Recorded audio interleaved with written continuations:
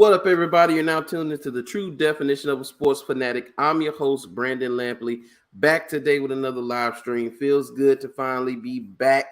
Man, the news cycle in sports has been absolutely ridiculous. You know, we was go kick off Saturday. We had some issues, but in between Saturday and today, it's amazing the amount of information has come out. But my list of stuff to talk about grew by 3 or 4 topics just in 48 hours, and it's all significant. There's no fluff, little fluff stuff.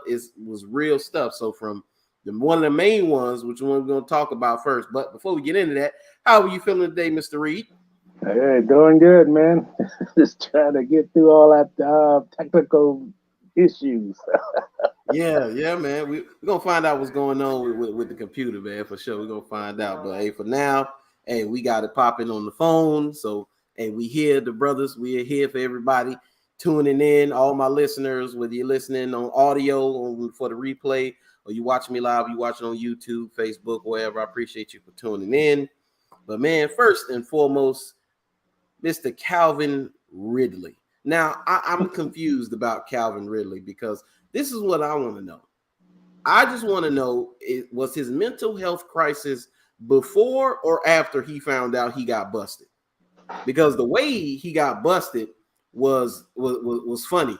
I heard about how he got busted. He got busted simply because he was using an app and he was out of state using said app. He was using the only legal betting sports app in Florida, and the NFL has some type of program where they monitor, I guess, who uses it, and so they got notified right away only because he was out of state. That's how he got caught, they say. I tell you what, Brandon, I don't know, man. I think that probably NFL probably need to do a little bit more checking because I'm sure, I mean, it's almost to their own fault a little bit. I mean, I know everybody jumping down on this young man, but you know, gambling is becoming so accessible. I mean, I think I saw something that you could go to where the Wizards play at in their home arena, and in the out, you know, like in the lobby area, just like it would be you in the concession area, you could actually bet on games, including the Wizards game. Yeah, I mean, you look at the Saints situation. I mean, they, you know, the Superdome is the Caesars. I mean, it's the Caesars Superdome. So the league is obviously bankrolling from money. I was watching Denver and somebody last night, and it's like the broadcast was from Bally's. You know, Bally's Casino. Yes. Is the name of the network. It's Bally's Sports Network. So, you know, I personally I thought that Ridley was, you know, he was having some personal issues, you know, from last season, missed the majority of the season, and you know, I thought that was the major issue. And now we have his gambling situation, and obviously he's been suspended for the whole year. But I'll just say I don't think that he's the only NFL player who's used the app or used the phone to gamble. Yes. And I can say that percentage probably even increases for the players who bet on NBA games. You know, I mean, I can just know from watching some of the Twitter accounts and how in tune some of the players are on following not just a certain team but following the league. So and it's just, I mean, I think this just we're in an age right now, the age of sports rather, where you know this is not like the Pete Rose situation where it just seemed like, man, you know, it's, you know, unheard of.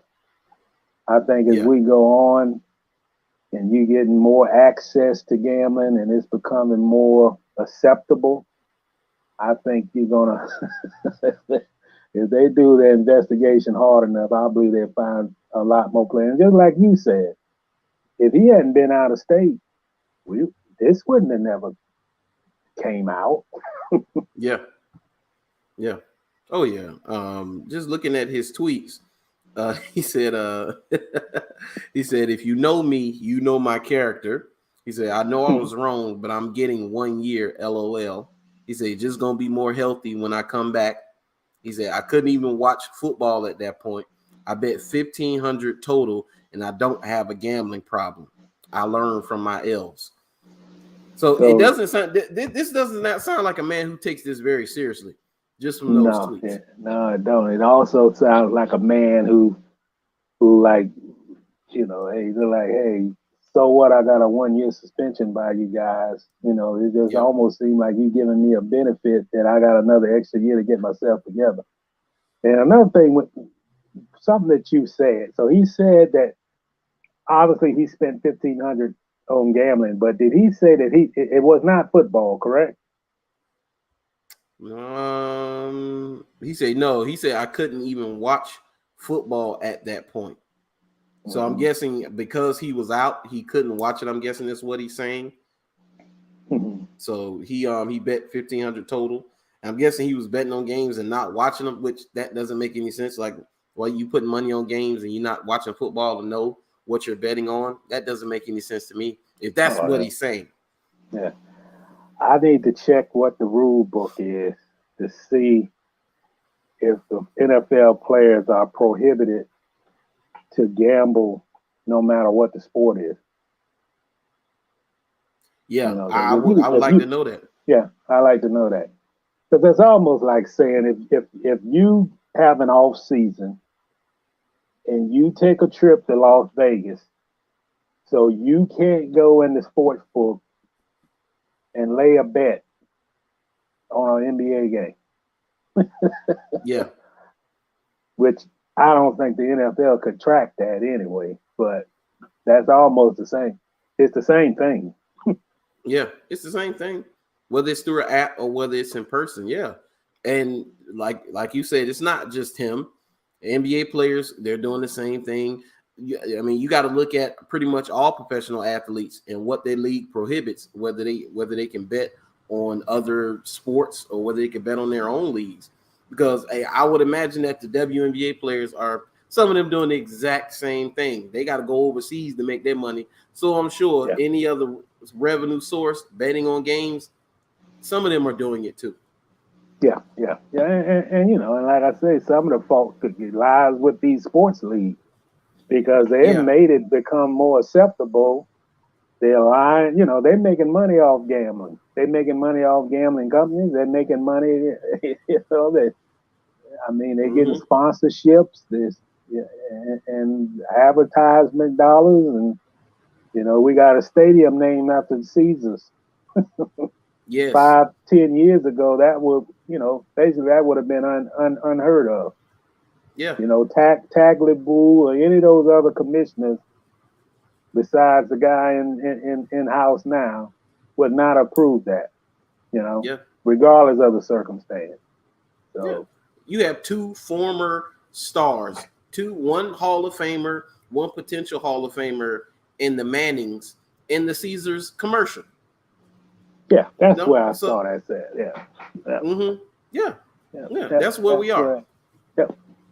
Yeah, that's where we are, man. So you're right. The leagues have some responsibility to take. I remember you did say that with the Vegas team being in Vegas was a problem. You said that early on. I mean, it's I think around the first times I met you when we talked about the Raiders, you talked about the pitfalls of being in Vegas as a young NFL player. Yeah, man. It's I used to say that about New Orleans and Bourbon Street, but boy, you got so many distractions in Vegas, including all those casinos, and I mean, we've already seen problems with Vegas this year already. You know? Yep. And then you're looking at a league now. I make this prediction. I don't think they may never take that Pro Bowl game out of Vegas. I think they're gonna have, who knows, man. Because they know they can make money in Vegas. You know. Yeah. The NBA. That's all it's about. Used to play. I mean, they didn't even have a team in Vegas and played 2 All-Star games in Vegas. and they have a summer league. So yeah, I mean, I'm almost to the point like, man, I think what he did was not ethical, but I'm almost to the point, man. If an NBA, NFL player go to Vegas, you're not going to tell me that they don't go in any of those sports books, lay a wager on a horse race. They may not bet on their own league, but who knows about that? You get into you play in Vegas on Sunday. You arrive there, mid-afternoon Saturday. Then and I don't think they're gonna have a coach follow a player around the strip. Yeah, watching to see if he places bets on games. Yeah.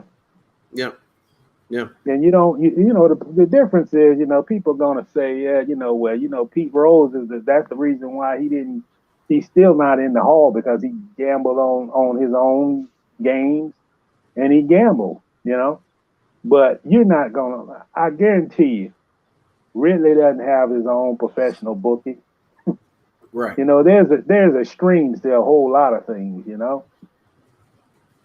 And I'm not necessarily going to say, and you might disagree, I'm not necessarily going to say in 2022, if an NFL player gambles even if he lay a bet on an NFL game, I don't think he's going to be dumb enough to get caught up with bookies and all that, and even get in, the worst situation is, this has happened in Major League Baseball. It's happened in college basketball. It happened with an official with the NBA, that they got caught up enough in gambling that it got to a point where they were impacting the outcome of games. And I just don't see it getting to that level. No, I agree with that. I don't see it getting to the level where guys are literally point shaving. Although, of course, jokes have already started with Calvin and showing certain plays where it looked like, he's point shaving. And it's, him making football moves, or he jumped backwards and looked like he had a straightaway to the end zone. Nobody's going to catch him. And then looked like he kind of slowed down and let the guys, catch him, trying to get away from him, act like he didn't try to let him catch him. But, it's whatever. But it's only a few clips of that. But I don't believe that guys are doing that. They're tanking games and betting on games. Unless the only way any of them are doing that, you have to be in deep with the Sharks. Yeah, that's the only way. You got to be in deep. You got to owe a ton of money to the Sharks, and they threaten your life. And on some longest yard stuff, they was gonna they were gonna take you out if you didn't shave points on the game. No, I don't think anybody's caught up like that. But this is something that I'm sure that they want to squash it before it can catch fire. Yeah, I mean, you're talking about a year suspension. I mean, that's a serious penalty. I'm assuming he's not going to get paid. So, so that's, I mean, to me, that's about as strict as you can get for punishment, is suspend a person for a whole year. Suspend a player for an entire season. Yeah. But the thing is what you said, and I agree, man. I don't feel from he went on Twitter, and Twitter can be a little different than standing behind a microphone, but I don't sense any remorse. None. He seems to be just like, it's just another day. It is what it is. I'll be back stronger than ever. They give me another chance to be healed. It was only $1,500. I don't have a problem. That was his attitude. Yeah, and I didn't hear anything in that message saying this will be the first and the last time either. Yeah, I didn't read that either. Yeah, I apologize to the Atlanta Falcons organization. I apologize to the NFL and the commissioner. I apologize to my family. Something like this will never happen again. It's a learning moment for me, and I'm come back stronger next year. he could have put that out, and people would have been like, okay, Calvin, no problem. But this right here is problematic. What he said, it is. Yeah, there was some talk that the Jaguars could put a trade together or something. Yes. Yep. To get him to come to Jacksonville and be that number one receiver. So clearly that's not going to happen. No. No. And I also, as we talk off camera, I think his future in Atlanta, actually his future in Atlanta was over last year. I feel last season. Yeah. I don't think he's not gonna play for the Falcons. I don't foresee that. Yeah. And you know what? It's funny. When it comes to that, the player mobility era was really kicked off by LeBron James. I think he started it, and it reverberated throughout all leagues.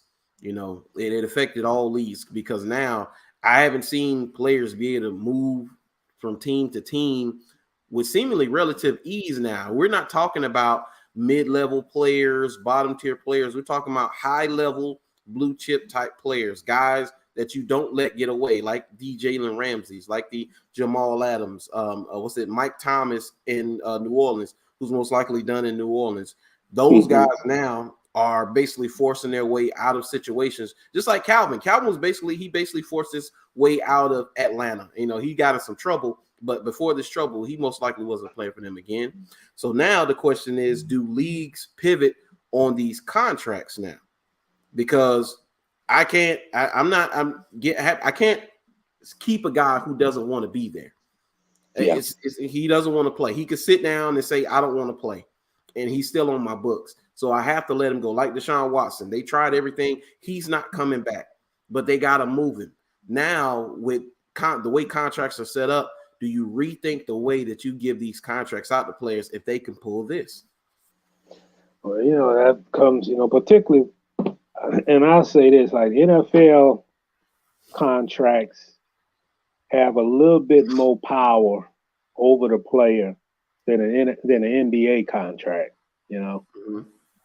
And it's almost like the crypto money. Well, I don't know what crypto. I ain't gonna say crypto, but it's almost like, just because the financial amount is on the contract doesn't necessarily mean that the player is gonna get that total value of the contract, the life of the contract. Because they can cut you in a second. They can't take back the guaranteed money. But if you got one of these 5 years, 46 or whatever it is, then they don't have to pay you. They can cut you. And then that could be responsibility of the next team that if he's traded or something like that. But in the NBA, because you look back on that Anthony Davis situation, I mean, he wasn't going to play in New Orleans, and he forced the trade to get to a bigger market. And, that's one of the things about LeBron and players having, more input on their destinations, because the contract is guaranteed, and you don't want a disgruntled player and you paying him $25 million a season, and he doesn't want to be there, and he's not only, I would never say a player not going to perform at a high level, but but it's just the optics is bad, and it just it becomes too big of a distraction for the franchise, and that's what mostly why GM or owner will just pull the trigger and try to get something for that player. But in the NFL, I mean, they could just literally just say, okay, we're going to stop this right here. We're going to cut our losses right now. We're either going to trade them. And, I mean, we had an example like that in New Orleans. I mean, we had an example like that in Jacksonville with Jeanie. Jeanie wasn't going to play here. Yes. He wasn't going to sign a franchise tag. And how much maneuvering, how much negotiating, and the same with Jalen Ramsey. I mean, and I think both those guys are example of where this league has gone to, that the players do have leverage and they do have input, and they, and I don't see anything wrong with it. I mean, I just think that too many bridges was burned between management and Jan, and he just, he wasn't gonna he wasn't just gonna accept the tag and continue to be in a bad situation. And I think that's the way there's been some other players around the league that have done similar things in the NFL and just say, hey, I'll go somewhere else, give me a prove-it contract, and I'll bet on myself. And it happened. Yeah. Speaking of which, two guys. One definitely is forcing his way out in Deshaun Watson, and then the other is Russell Wilson. That's gaining steam. They're talking about him potentially becoming the Cleveland Brown and sending Baker to Seattle. That will be something to see. Baker think he has it tough now. There's no O-line in Seattle, baby. You got an O-line right now in Cleveland. There's no O-line in Seattle, so he's really going to get beat up. He go to Seattle. Yeah, I just think Baker time in Cleveland is done. I think so. I think they done lost faith in him. And I say this about Russell Wilson. I just feel Russell and I think we discussed this a couple of shows ago. I think Russell Wilson looks at his age right now. He looked at his, how much he's got left in the tank. He sees the situation in the division that he plays. And Seattle, to be honest, is just not at the level where the Rams and the 49ers are.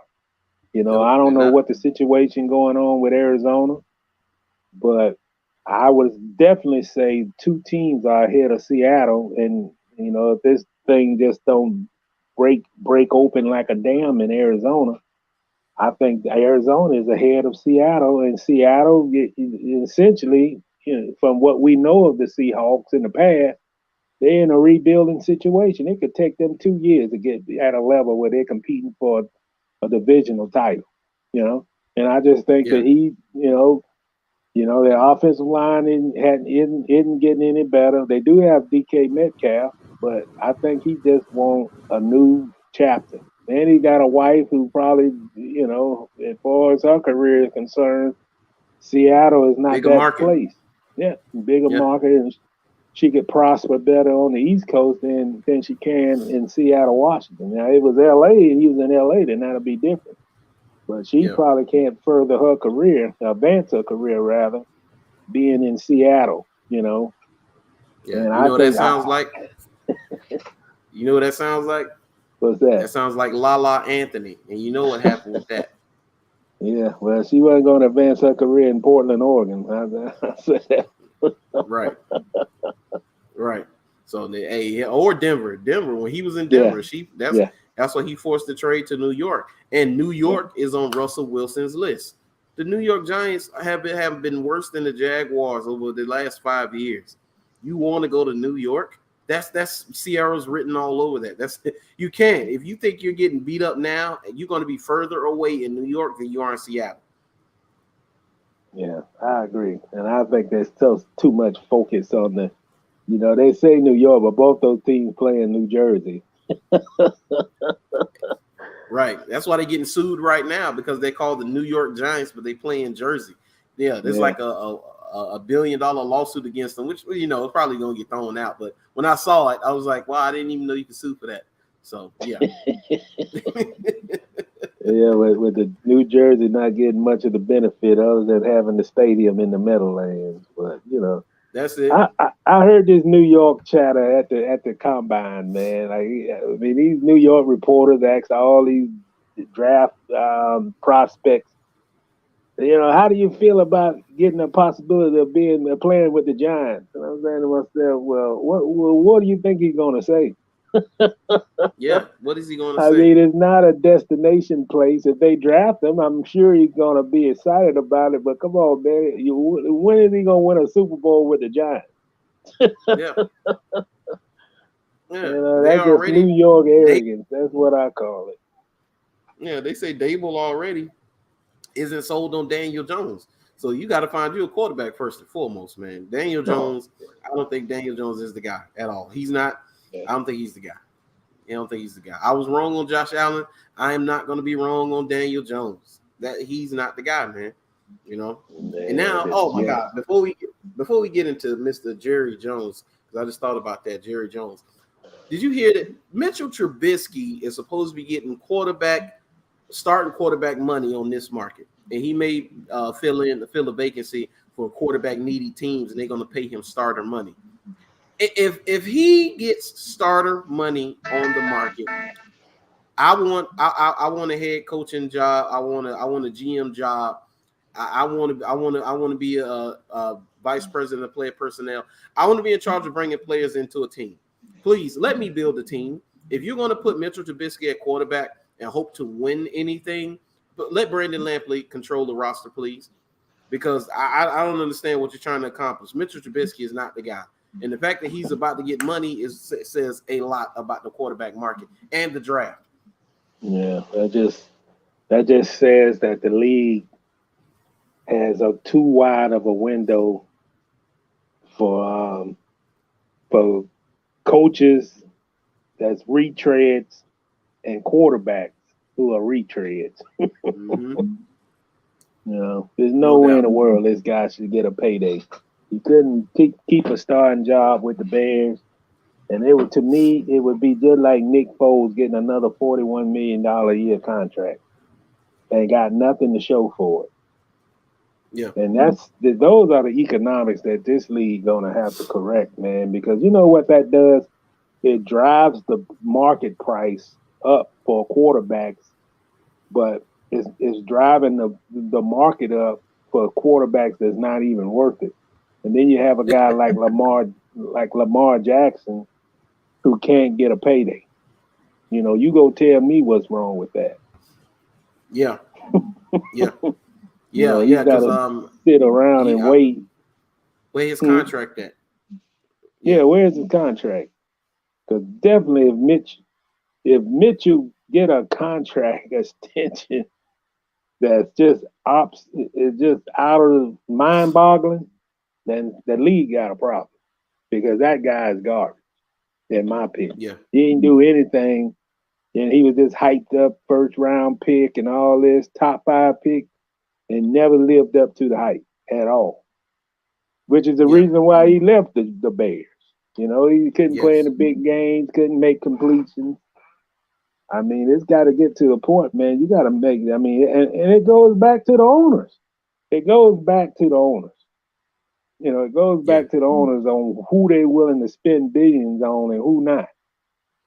And it also, I mean, let me ramble something. And it goes back to a guy like Deshaun Watson, where, his character can be questioned, but you can't take away what he's done on the field since he's been in the league.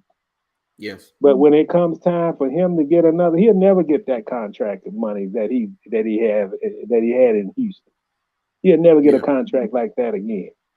And it'll go back to based on his flaws and character. Mm-hmm. And you're gonna tell me, I mean, he can have a broken arm, a broken hand, and he'll still make more completions than Trubisky. Yeah. Dude, he was playing with a punctured lung, I think, a few years back, and it was so bad to the point where I remember he came here to Jacksonville. He couldn't fly. He had to be on the bus because of the punctured lung. And he came in with the punctured lung, and I think had it like 70% completion for 3 touchdowns, and absolutely toasted the Jaguars while being hurt. Yep. I still threw for 300 yards in that game. Yep. Warrior. He took a 9-hour bus trip, and he didn't get to Jacksonville till Saturday afternoon. Yeah. And then when you see things like that, man, and I know never gonna condone what's going on with that case and all that, man. But I like players who he would have had he was given a chance. Russ, I mean, basically he was saying, Deshaun, you can sit out or you can play. We recommend that you don't play with this situation. And he overruled that and still played. And that was, I think that was either 218 or 219. It hadn't been a long time ago. Yeah. And he still threw for 300 yards and beat the Jags. I think it was 218. Yeah. At TIAA Bank Stadium, at field. Yeah. Yeah, no, you are correct about that. So, retreads with his coaches and quarterbacks they have to solve that. But one of the guys that's part of the problem and part of that association is Mr. Jerry Jones. And I don't know if you've heard, but Jerry Jones is facing more allegations. He's faced allegations in the past. I'm sure he will continue to face allegations in the future because he is simply Jerry Jones. He's a lightning rod when it comes to talking points in the NFL circles. But he's facing allegations from former cheerleaders. And it was very interesting what I saw because I'm sure that this is tied to those Washington emails that was deleted. So I'm sure part of this was probably part of this, but it says, Dallas Cowboys owner Jerry Jones faces troubling allegations from former cheerleaders. They say after news broke of Dallas Cowboys owner Jerry Jones paid a $2.4 million settlement over voyeurism allegations against a former executive. New accusations are coming out against the most prominent NFL franchise owner. He said Jones' behavior, who recently defended the settlement, said an internal investigation found no wrongdoing by former executive Rich Dalrymple, I think that's his name. He said is brought up during a podcast series on the Cowboys cheerleaders. He said the Texas monthly podcast America's Girl, hosted by Sarah Hapola, paints a picture of behavior tolerated in Dallas under Jerry Jones. In one episode, Hapola's conversation with the former team cheerleaders depict how Jones specifically created an environment where the women were exploited and put into very uncomfortable situations with their bodies shown off to others. Sounds very similar to the Washington football teams, the Commanders now, their allegations that the cheerleaders had against Dan Snyder in the organization. Say this Jerry Jones brought buddies to sip cocktails and leer at cheerleaders during their workouts. This Jerry Jones handpicked at least one cheerleader to accompany him on a trip in his private jet, where she was expected to wear the group's famous skimpy uniform and parade around for the boss's guests. You see, the allegations come in light of ESPN's reporting that the Cowboys paid four former cheerleaders $2.4 million after they came forward with allegations that Dalrymple committed voyeurism as they undressed in locker rooms at AT&T Stadium in 2015. Say, this person entered the women's bathroom to record video, take photos of them, was brought forward to the Cowboys. He remained an employee by Jones for 6 more years. Instead, the executives denial and an internal investigation determined there was no wrongdoing. He also faced accusations of recording upskirt photos of Charlotte Jones. Where'd it go? Let's see. I lost my spot. Let's say, Charlotte Jones Anderson, Jerry Jones' daughter, which a fan reported seeing on a live stream during the Cowboys draft. See, the podcast series details what working Cowboys was like for the cheerleaders. In the 5th episode, Cindy Villarreal showed how Jones invited her on his jet years ago, had her with a skimpy outfit. So you go and read more of this for yourself. But, this is, I'm not surprised by hearing about any of this, because I truly believe that, this is probably has gone on in many franchises. This is not a Dallas Cowboys thing. It's not a Washington football team thing. This is a NFL team thing, because and I'm sure more of them are going to come out. You're going to hear more about this. Well, Brandon, let me say this here, man. Mm-hmm. Rich Dalrymple, he is like, he was in charge of their media relations, and he goes back to the early 90s. He actually even goes back. He might have was even there a year or two before Jimmy Jones took that job. I think he might have was. I think he was with the Cowboys even like Landry's last season before Jerry purchased the team. Okay. And when I just bring his name up, he is in charge of all of their media relations. I mean, he's a vice president of media relations with the Cowboys before that forced retirement. I read about this story about 2 weeks ago. Mm-hmm. He claimed that he's standing in an area of the stadium taking photographs of the cheerleaders undressing, and like you said, Jared knew about this, and he still had a job for 6 years. He just retired at the end of last season. And if you recall, I think Dallas got a situation where boys will be boys mentality. Because if you go back about 5 years ago, the same situation happened with the Mavericks. They had a person within the organization, and he did just about everything. And they claim ownership didn't know it, but it was going on through complaints was being sent to management, and nothing was done about it. And this is the same situation that's happened with the Cowboys, where you got executive vice president, and the executive vice president of media relations is basically he is the person responsible for the image of the franchise. He's responsible for what messages get out to the media and to the public. And obviously that didn't get out. And I'm almost to the point to say, man, if the NFL did an investigation of ownership and franchises, and do these franchises operate in the manner that they should operate, I think you have more than a majority will be guilty of infractions. Yeah. And that's the problem with this league. This league is controlled by the owners.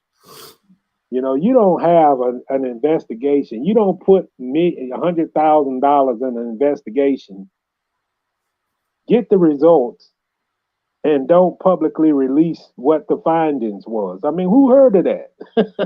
I'm talking about Washington. Mm-hmm. I mean, and then you got Snyder saying we're going to do our own investigation.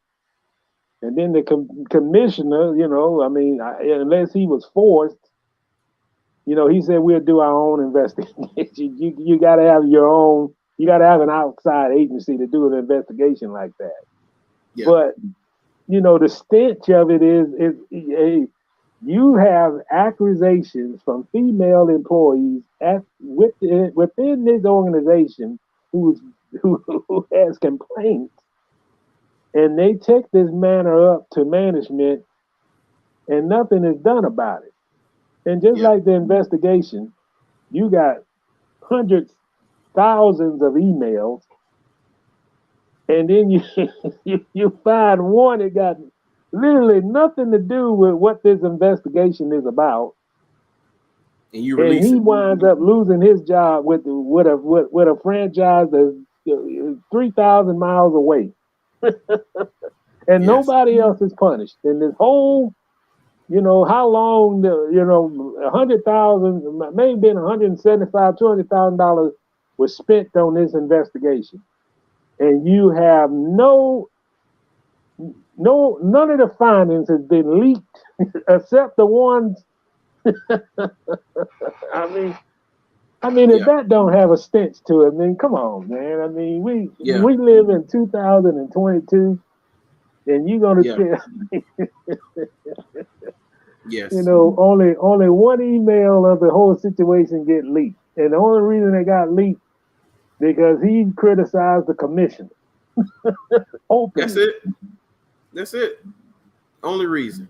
Yeah, and go ahead. No, I'm just saying this league is a billions and $billion industry, and it's run like Dallas.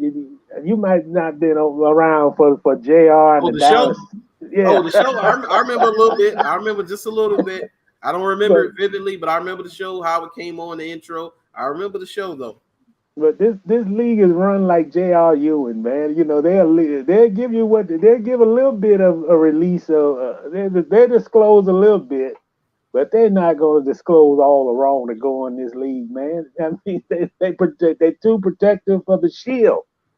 Yeah. And these owners got all the power and control, and it's almost like this is the boys' club where they can, hey, as long as this don't get out, we good. Okay, Commissioner. And it's sad, man. It really is. Yeah, because okay, so let's just say let's play devil's advocate, because that's just the type of person I am. So let's say that some of these women were complicit in what they agreed to do, knowing what it was, and we're fine with it. And now on the back end, they're like, you know what? I don't like that. I shouldn't have done that. Or I can get compensation if I say XYZ happened and I was uncomfortable now. And they weren't uncomfortable then, they had no issue then. Okay, you won't be able to defend yourself with that, because when a clear problem arises, you let it go on. So that lets me know what kind of environment it was. It's different if Dalrymple, as soon as they find out what he did with the cheerleaders, he's out of there. No, 6 years? 6 years, you let it go on. But this been going on for a long time. These cheerleaders, I mean, there's been stories written and documented that they have cheerleaders go to different team functions where just a whole room full of males, and they parade the ladies all into these, this. I mean, this was body paint. Washington said body paint. Body paint. This been documented for 10 years. And nobody from the league upstairs has done anything about it because it's controlled by the owners. You're not gonna tell me Jerry Jones, if you look hard enough to find me, you could just tell by his character what he's about. Dude, go just look up Jerry Jones, and there's some old pictures of him with no pants on, posing with a young lady. And her head is like near his crotch, and he looking in the camera, posing. Come on, so you know what type of time that man is on. And you want to talk about relations with cheerleaders? I don't know if you remember, but I'm trying to remember his name. I just had it in my head. Former wide receiver for the Jaguars. He played special teams. Kasim Osgood. Remember Kasim Osgood? He was a Jaguar.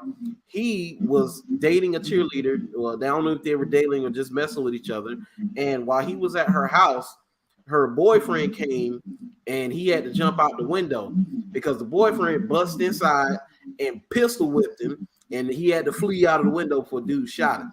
So them players messing with cheerleaders, officials with cheerleaders, ownership, and crazy stuff with cheerleaders. This is not new. This is something that's been going on, and it's something that they got to rectify because they're gonna keep getting hit with these penalties. Keep getting hit. They're gonna keep suing. Yeah, and they should, if there's nothing going to be done about it. Yeah. It's just like politics and government, man. You can't have a workplace where it's being discriminatory practices going on and nothing being done about it. You can't. This ain't the 60s. You can't put a female in that type of work environment, man, and expect that nothing gonna be said about it. There's no way in the world that a Dallas Cowboy, and it's been documented, there's no way that a Dallas Cowboy vice president of media communications should be still on the job for 6 years. And and let me add to this, he was not forced out. He retired. He didn't get fired. As matter of whatever the scenarios look, because he's basically with Jerry Jones' boy. That he retired. He didn't force resign. That's not on his resume. He retired. And he's probably getting a good compensation of he's getting retirement money. He never had to work another day of his life. And that's is he facing any of the lawsuit? None of this money's coming out of his pocket. No, not from what I read in that story. No, sir. So the culprit doesn't get punished. you know, and that's one of the problems. But you know, it is what it is. I'm sure more of this is going to come out about other franchises as well. More about the Cowboys. More those emails. Those emails are going to get leaked somehow. Somehow, some more stuff about that is going to come out because it's too many vested interests in what are in those emails, and you know, exposing what's in there, especially the people who's already been exposed. You know, Washington's been exposed. I know, sure, the Cowboys have been exposed in that. The Raiders and John Gruden has been exposed in that. So it's people who have a vested interest in making sure everybody who's a part of it gets exposed. The league will try to hold on to that, and they'll try to hold on till it dies down. We probably won't see any results of those emails 5 years from now or more or longer. Yeah, I got to look up and see why. I didn't see why, but Robert Griffin III, his tell-all book has been squashed for now. They're saying that for whatever reason, you know, he got to I guess go back and redo it or whatever. But for now, it's off. You know, the book is not being released. And I say, I wonder why that is. So I'm gonna go back and do some more research on that and try to figure out the real reason, because you know they're not going to give you the real reason that the book was scrapped. No. But you know, Brent, I just think this is my owners. I share my opinions and I share them. I think the owners have too much power in the NFL. I think the owners have too much input and too much power, and they have, even with that situation down there in Miami. You know, if the NFL was real about values and real about, you know, we want to make this league the best league possible, then you would hear that would have been investigated 3 times between then and now. You hadn't heard anything about what, you know, they reacting to Flores' lawsuit, but they're not doing anything to uncover what really happened. You know, they reacted. Yeah. Because if that lawsuit hadn't been filed, we would have never heard about what went on in Miami and this, that, and, you know, you offering, you know, basically shut the hush money to not disparage the franchise and all this kind of nonsense. Those are the things this league got to take more action on, that those kind of things done by owners, you know, making coaches say you'll earn a bonus if you lose a game. I mean, you tell me, is that worse than Ridley going to gamble on a game? Yeah. You know, what's the difference? Yeah. I'm looking at a tweet now, and it says major NFL suspension. Ray Rice, you know, in his situation, he got 2 games. Adrian Peterson, felony child abuse, 6 games. Greg Hardy, domestic abuse of his girlfriends, 10 games, reduced to 4. Ezekiel Elliott, same thing, 6 games. Calvin Ridley got 17 games for using FanDuel, and then they say Josh Gordon got 6 seasons for smoking weed. Yeah. And FanDuel, which is basically a corporate partner of the league. Yeah. It's one of their biggest sponsorships, man. Yep. So, I mean, you know, it is what it is, but we'll see how this pans out going forward. But we got to talk about Mr. Art Briles. So, Art Briles was hired as the offensive coordinator for Grambling, and I didn't even know he was at Grambling. When I heard he was at Grambling, I didn't even know Hugh Jackson was hired to be the head coach at Grambling, which I think is a good thing. But he was bringing along Art Briles, and it wasn't until, which he caught backlash, of course, but it wasn't until I saw Doug Williams, former Super Bowl winning quarterback for Washington, said that he won't support the program while Art Briles is the offensive coordinator there. And it made me think, like, why did it get to that point that he had to say something for them to know that this probably wasn't a good idea? Well, this another thing he said that Eddie Robinson would be turning over in his grave if he was to see what this guy being hired to be the offensive coordinator on for the stuff that happened at Baylor. And you know, I have a little connect. I mean, I used to cover. Man, that was one of the first things I ever did in my career was cover Grambling. And I understand that, you know, you you bring in a big name guy like this the Hugh Jackson coach, and you want to, right now HBCUs is probably getting more publicity than they've had over the last 30 years, Yep. But come on, man, this guy looked the other way. Yeah, he did. There's no time element that's going to change what happened at Baylor with this guy in charge and did nothing.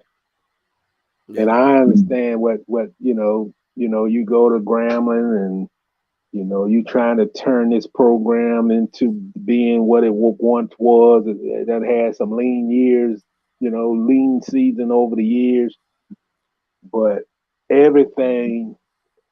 And this always have to be Grambling situation. You don't ever want to have anything that would embarrass this school, man. As much as the work and the time and the sweat and the prestige and everything that Eddie Robinson put in this program, you don't want to have anything take the focus away for a guy that really shouldn't even been, he never should have been hired in the first place. Yeah.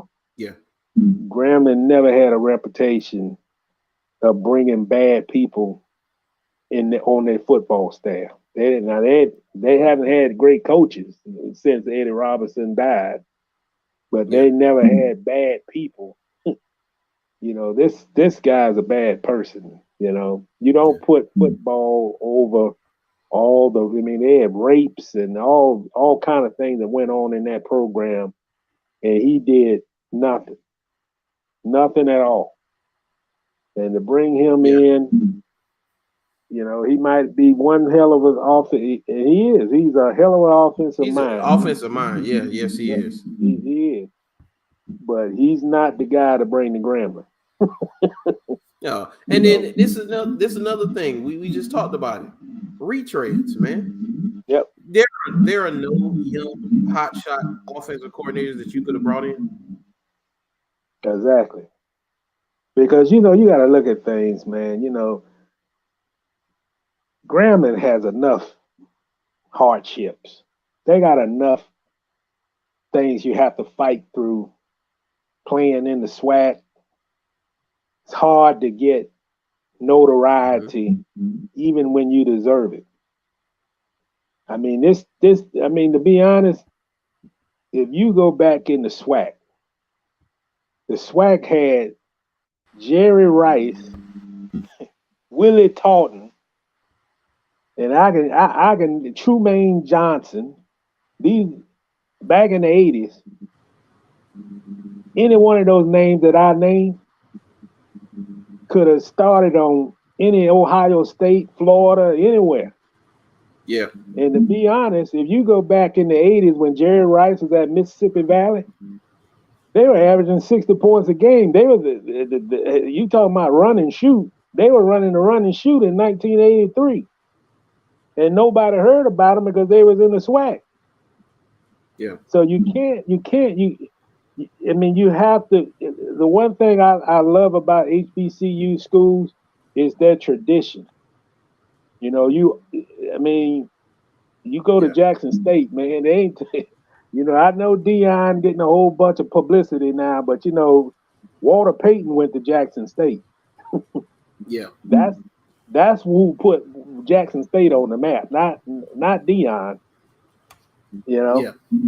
And I just think you have to, and I know it's a good, you bring in an NFL coach, a guy with a name, a guy who established, obviously can go in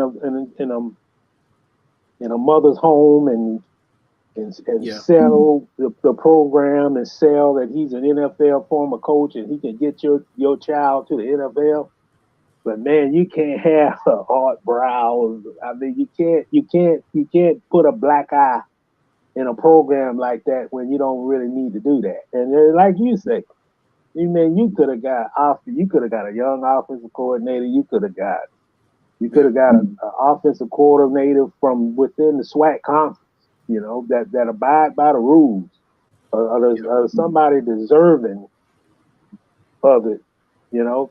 But don't, you know, I don't want to see a Grambling do things just to say we got a big name guy in our program when you don't. I mean, that hey, their brand is worldwide. They don't need to have a gimmick. Believe me. Right. You know, you don't. You can go to Europe and anywhere, and they know what Grambling is. You know. Yeah, I just seen recently where I think it's like 167 to 170 former NFL players are coaches in high school right now, and they're either head coaches or they're OCs or DCs. Dude, I think John Kitten is a head coach somewhere. Dude, you could have brought John Kitten in as your offensive coordinator and gave him a shot. I would have been fine with that. But Art Briles, I thought everything that surrounded him, everything, the stigma that comes with it, it's like the Jaguars hiring Chris Doyle. What's the It's a strength coach, man. What's the come on. You gotta be smarter than that. Yeah. And I hope it works out for the head coach there, but man, you can't make mistakes like that. You won't be at Grambling long enough. And then they say the guy who they got coming in to replace him, John Simon, he has a cloudy past as well. So it's not looking. He's getting off to a rocky start for Hugh Jackson this season. Yeah, well, I hope they can figure it out, man. Just because you got a name, don't mean that means that it's a great hire. Look what happened to Urban Meyer with that great name he had. Man, speaking of which, we'll turn it to a little bit of Jaguars and talk about this NFL Combine. And I think standouts already. George Pickens running that 4.3 at 6'3", 200 pounds, less than a year off a torn ACL, jumped off the screen. Jordan Davis running a 4.78 at 341 pounds. The closest to guys over 340. The closest was 4.98 by Dontarie Poe. Dontarie Poe went viral, I remember, for that because he looked like he was running from the police. That's how fast he was moving.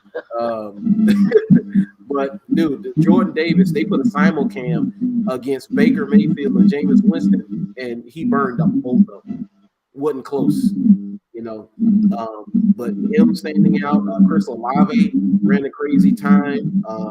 Breece Hall, running back, he upped his stock. Malik Willis has a beautiful deep ball quarterback. I think was it from Liberty. So you had a lot of standouts in Indianapolis. Yeah, I mean, but you know what, man? Watching those receivers, they had 13 receivers, ran 4.4 or less. 13. Yeah, fastest combine since 2003.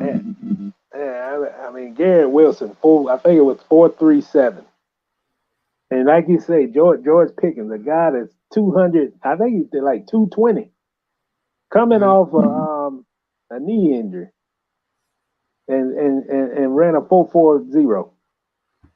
4.4. You know, I mean, if I'm the Jags, you know, I say this right now: if he's on the board at 33, and I know that, I mean, I tell you what, the debate that I would have. If Jameson Williams is on the board and George Pickens is on the board, they're both with these problems, you know. But I don't know, man. I might pick the kid from Georgia. I like his attitude, man. He likes to talk trash. He ain't just say I talk trash. He said I talk trash and I back it up. Yeah. Like Richard Sherman back in the day. Yep. You know. And I think, man, this team don't have enough dog mentality. They gotta get a kid like this. They gotta get him. They need players that's got that personality that he shows. You know, he don't take second for nothing.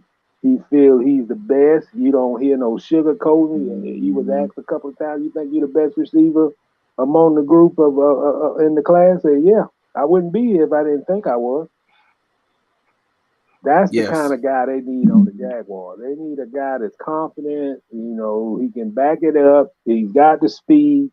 If literally he came to the Jaguars tomorrow, he'll be their fastest receiver that they've had in the last 3-4 years, based on that 4.4 time.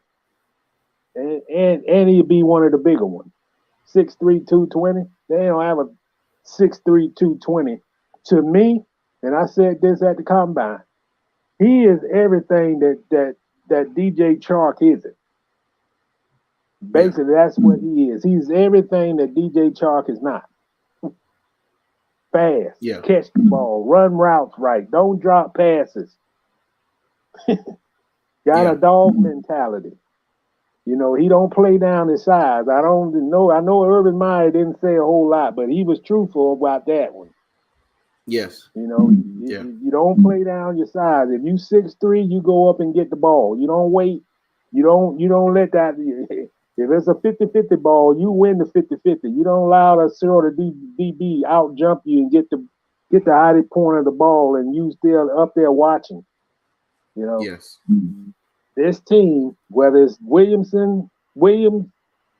at Alabama or Pickens, that's the type of receiver this team needs. Now they can go out and get a free agent, but they need to get a 6'3", 2 something, like, you know, in that 200-pound range, that could beat press coverage, can run routes and get open and utilize that speed to make up. That's a playmaker, in my opinion. You can play. Pickens can play in the slot and he can play outside. And he ain't no LaVisca Chenault, you know. You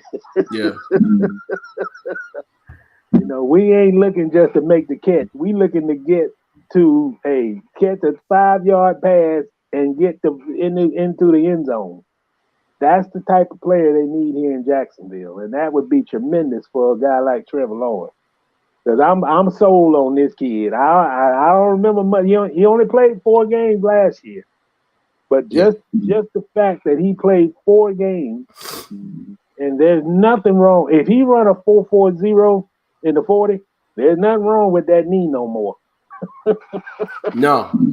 And that's a year. That's a year, less than a year removed from a torn ACL. So imagine what his speed will be this time next year, with almost 2 years to heal. Yeah, he'd be in that 4.3, 3.5, 3.7 like Garrett Wilson. Yeah, and then tremendous ball skills. Yeah, can go up and get it. I've seen Olave ran I think an unofficial 4.26, ended up being like a 4.32 or something like that. Yeah. And I would not have no problems at all if the Jaguars trade down in that pick and get one receiver in the first round and get another one in the second round. I don't think they should get criticized for it. I think that's their biggest need. And then get the lineman, you know, in the third. If you have to wait till the third round and get an offensive left tackle, get him. But I think you got to get. I think this is going to be one of the best receiver classes in years. And it ain't just based on their speed. They are great route runners in this class. They catch the ball. You're talking about the Jaguar team had 39 drop passes last year that led the league. 39. Not all receivers. It was 23 drops from the receivers, but in combined, tight ends, running backs, receivers, 39 drop passes. Can't blame that on Trevor Lawrence. You know, I mean, you know, and I'll say this. I know this is a little off topic. LaVisca, in my opinion, should be,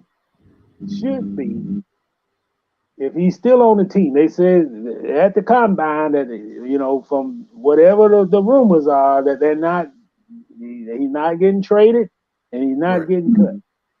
Heard that. But he should be 4th or 5th receiver on this team. If they upgrade the wide receiver spot, he should be no higher than the fourth receiver on this team. Marvin Jones, I would think at this point, is their top receiver. When they get done with free agency in the draft, he should be no higher than their third receiver. Yeah. He can't run. He's a great route runner. He's a great experienced wide receiver. Don't have breakaway speed. Yeah. Don't have it. Then he shouldn't be expected to have. He's over 30 years old. That's what they need. They need two number ones. They need a 1 and a 1A. Yeah. And if you can get a 1 and a 1A with a late, you move down if Garrett Wilson in that spot, if you trade down, get him. You won't go wrong. He don't have the size like Pickens, but he's a speedster. He's a speedster, and he's a great route runner. But you can't. I hope this is not what we don't want any repeats. We want. Hey, you got to call a spade as a spade. This receivers group is in need of an upgrade. If you want Trevor Lawrence to be anything like he was at Clemson, then he needs targets that plays like those receivers that he had at Clemson. If you don't have the receivers, then he's going to be the same as he was a year ago. So if you got an opportunity to upgrade that position, do it. They get criticized for having Walking Little when they should have got Evan Neal. Hey, they can live with that. Yeah. Oh yeah. Yeah. I would. They can live with that. The Bengals live with it, and it wasn't a problem for them. But you got to get some playmakers on that field, man. And that receivers group is deep. It's probably one of the deepest wide receivers group draft classes in about 5 years. Yeah, you could go get Pickens and then come back and get one of those Bama receivers because with their injuries, they're going to go in the second, third round. I don't see Jameson Williams making it out of the third round. So you got a shot to get a Pickens and a Jameson Williams. I mean, you come away with that. Hey, man, I'll take Michi. Yeah, I'll take Michi. Yeah. Hey. Give me speed, give me a receiver that run routes, and give me a playmaker who can get in the end zone, and I'm good. That's what they need. Yeah, that's exactly what they need. And it's all there. It ain't like it's just three at the top of the bunch and then the rest of them. That whole class has talent from top to bottom. Even if you get a receiver in the fourth round, you getting a playmaker caliber receiver, even in the fourth round. Yes, you are. I see where it says Calvin Ridley got caught because he placed a legal mobile bet in Florida with Hard Rock. They notified Genius Sports, who oversees betting integrity for the NFL. Ridley placed 3, 5, and 8 game parlay bets that did include the Falcons, per source. So he betted on the Falcons. Well, man, I want to say this. So, how in the world it take this long? The season ended in January, the second week of January, and it take that long to get this as evidence? Yeah, it makes me wonder that it took them this long to do this. He doesn't deny it, so obviously it happened. But Lord, I must have. Yeah. So, well, it is what it is. But I see now Mr. Evan Neal, 337 pounds, and he don't look like he's 337, man. He's in incredible shape. Nah. In fact, I thought he looked a little too light. There's a photograph of a game with Alabama, and he looked nothing like that. Even though he had those big bulky knee braces on during the game, But when you look at it, I don't know if it was the first Georgia game or in the national championship game, but man, he looked huge in that photograph. And he did not look huge this week. And I would have liked, for the fella, he speaks well. He said he had a great meeting with the Jaguars, but man, would have not, I think it would have been good for him to just do a little of the workout. Run the 40. Do the vertical jump. Don't even have to do the bench press. I don't want to butcher the kid name from North Carolina State, but I was more impressed by what he said than I was with Evan Neal. Wanu or whatever his name. I just like his attitude, man. He said, I need, in order to get better, you need help to get to that level. And I don't mind, learning more as I go along to be the best. I want to eventually one day wear the jacket. I mean, you hear a guy talking like that and can play guard and left tackle and say he enjoyed knocking guys to the ground. Yes. And he like going downfield looking for people to get knocked to the ground. Man, that's like Art Snell type guy. I mean, he like one of them old school linemen, man. I mean, he like, he want to get down and dirty, and he did all the workout. You see, Tim Durant say that humbleness and hunger for the game. Anytime I hear that quiet confidence, that cocky, brash, real loud talk, but that quiet confidence with guys like, I will knock the snot out of somebody. I love doing that. Yeah, I always love those guys. It was a player, I think last year, he said basically we're in an organized fight every Sunday. I just love to hear guys say, I'm not there yet, but once I get the coaching that I need, but my mentality is I'm going to take it to the next level. I already know that. I just want the coaches to guide me to the things that I need to know, and I'll take it from there. And that's exactly what that kid say. Evan Neal, he's more polished, He's an IMG kid, been away from home a long time and those kind of things. He's very matured and he's versatile. He started at left tackle. He's played guard. He's played left tackle, right tackle, left guard. Yeah, so he done played 3 positions on the line. But I always say this, man, the Jaguars got to get an edge. And in order to get an edge, you got to bring in players. You can't create edge. Doug Peterson can't create an edge. The edge has to come from the people you bring into your franchise. Yes. You can't coach aggressive mindset. You can't coach that, hey, I'm going to knock this guy on his butt every time. Those are the kind of guys, when you won 4 games in 2 years, those are the guys that you need to bring into your locker room so that can spread among the guys that don't have that attitude, and they can develop that attitude. That's the one thing I liked about Jeanie when he was here. Mm-hmm. And Dante. Because both those guys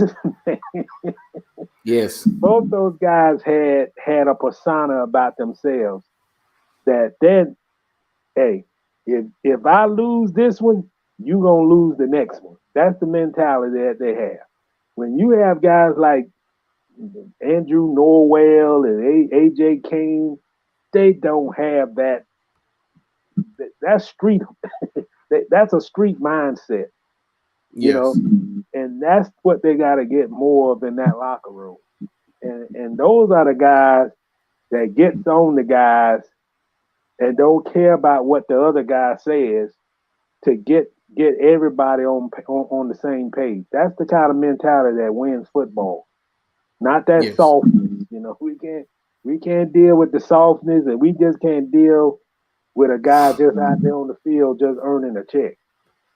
Right. You know, so get the quarterback knocked down, and then don't do nothing but walk back to the huddle. Yeah. Andrew Norwell, are you listening?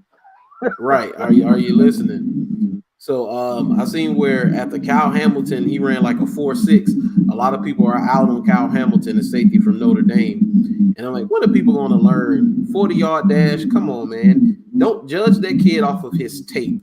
He's a playmaker.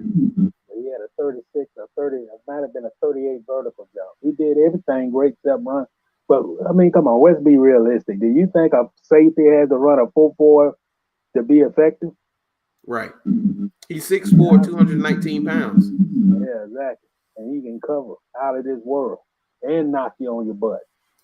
Yes. He's good, man. Yes. So anytime I hear them out on a guy who he wasn't fast enough, he's not tall enough, arms aren't long enough. One of the quarterbacks, his hands measured at 8.5 inches, and so now they out on him. But people went back, they was like, Joe Burrow hands aren't much bigger than that kid's hands. So when are they gonna learn? Come on, man. A 9-inch head. Burrow had a 9-inch hand. This kid Pickett from Pittsburgh had 8 inch. They were talking about that at the Senior Bowl because he throws with a glove. So he dropped I think it was raining in one of those Senior Bowl practices, and there's like all these coaches holding it up like, man, what's wrong with the guy? He got a small hand and he can't grip the ball if it's wet. I mean, it's too many. It's too much. It's too much preconceptions, man. I don't believe in measurable. You know, I don't what judge. What does the tape say? Yeah. I don't believe in all that. Now I do believe in speed. Yeah, I believe in speed. You give me a 4.33 guy, or you go back in history and you look at all the guys that came up, the Deion Sanders, the Michael Irvins, and those guys. And they run those sub 4.3s. Usually you receiver, and you can bring it to the house with that kind of speed, and you got a good shot that you're gonna be a pretty good player if you can catch. Yeah. Yeah. So, but all that other stuff, man, like a quarterback got to be a certain height. Quarterback got to have a certain hand size. A running back got to have big thigh. I mean, come on, man. Yeah, lineman arms can't be too short. Yeah. You gotta have a long wingspan. And what's sad about it, I don't know much about hockey, so I can't speak on hockey. But it's the same thing in the NBA too. If you 6'5", you're not gonna be you're not gonna be an NBA player. Basically. Yeah. Now, Timothy Wright has a question. So, is the combine really necessary? That's a good question to ask. Yeah. That's a good question. Is it truly necessary for what it is currently is? Maybe it can be revamped. I would say the player being in front of the player in person, talking to him is important. That is needed. But as far as them running those times, working out, because they do some of the same things in pro days, so it does make you wonder: is it really necessary? But I will on the crowd who says yes, it is necessary. I do get that because when you go there is a pressure to perform in those situations as well. A pressure that most likely might not be there at a pro day where everything is scripted and you are familiar with the coaches, familiar with the drills, familiar with the players who are playing alongside you, versus in Indianapolis where everybody's different coaches, different players, and you just got to go get it. So put them in an environment that introduces stress and you see how they handle it. From that perspective, I got it. But you can make an argument that some of it is not necessary. Yeah. I would like to see more competition. I think anybody can throw a straight line pass to a receiver not being covered. I don't think that shows me a whole lot in the quarterback or the receiver. But I would like to see more. It's all predicated on one-on-one, right? So So why in the combine that we can't see? It'd be like a 7-on-7 drill. How come we can't see if the receiver can beat a draft prospect defensive back, particularly a cornerback in coverage? Well, I mean, I can get more from watching that. Yeah, one-on-ones. From a receiver going downfield and he runs under a long 40, 50-yard pass and runs under it, which basically I can do that. Yeah. But in order to be a route runner, if you want to judge how a prospect can run routes, adjust his route, it ain't about routes. It's about, can he adjust to the ball? Can he get back? Can he make a cut? Can he do things to get himself open and make adjustments beyond what the route called for? That's what a great receiver does. Come back for the ball, make an adjustment, make two moves in a route to beat the cornerback. You know, those are the things that when they go after they've been selected and they go you go to an OTA for a team, that's the first thing they're gonna do. Can he be covered? And can the cornerback who's covered him, can he take away his route? So I think they gotta be more of what they're gonna be looking for once they get drafted, that you should be looking for before you draft them to make a particular team like the Jaguars. You want, you look at, I know I'm hard on LaVisca because I don't think he's done enough, Yeah. But maybe if the Jaguars would have seen at a combine situation, what can he do in the slot other than catch a slant route and break a tackle? What else can he do to make a play? Yeah. Yeah.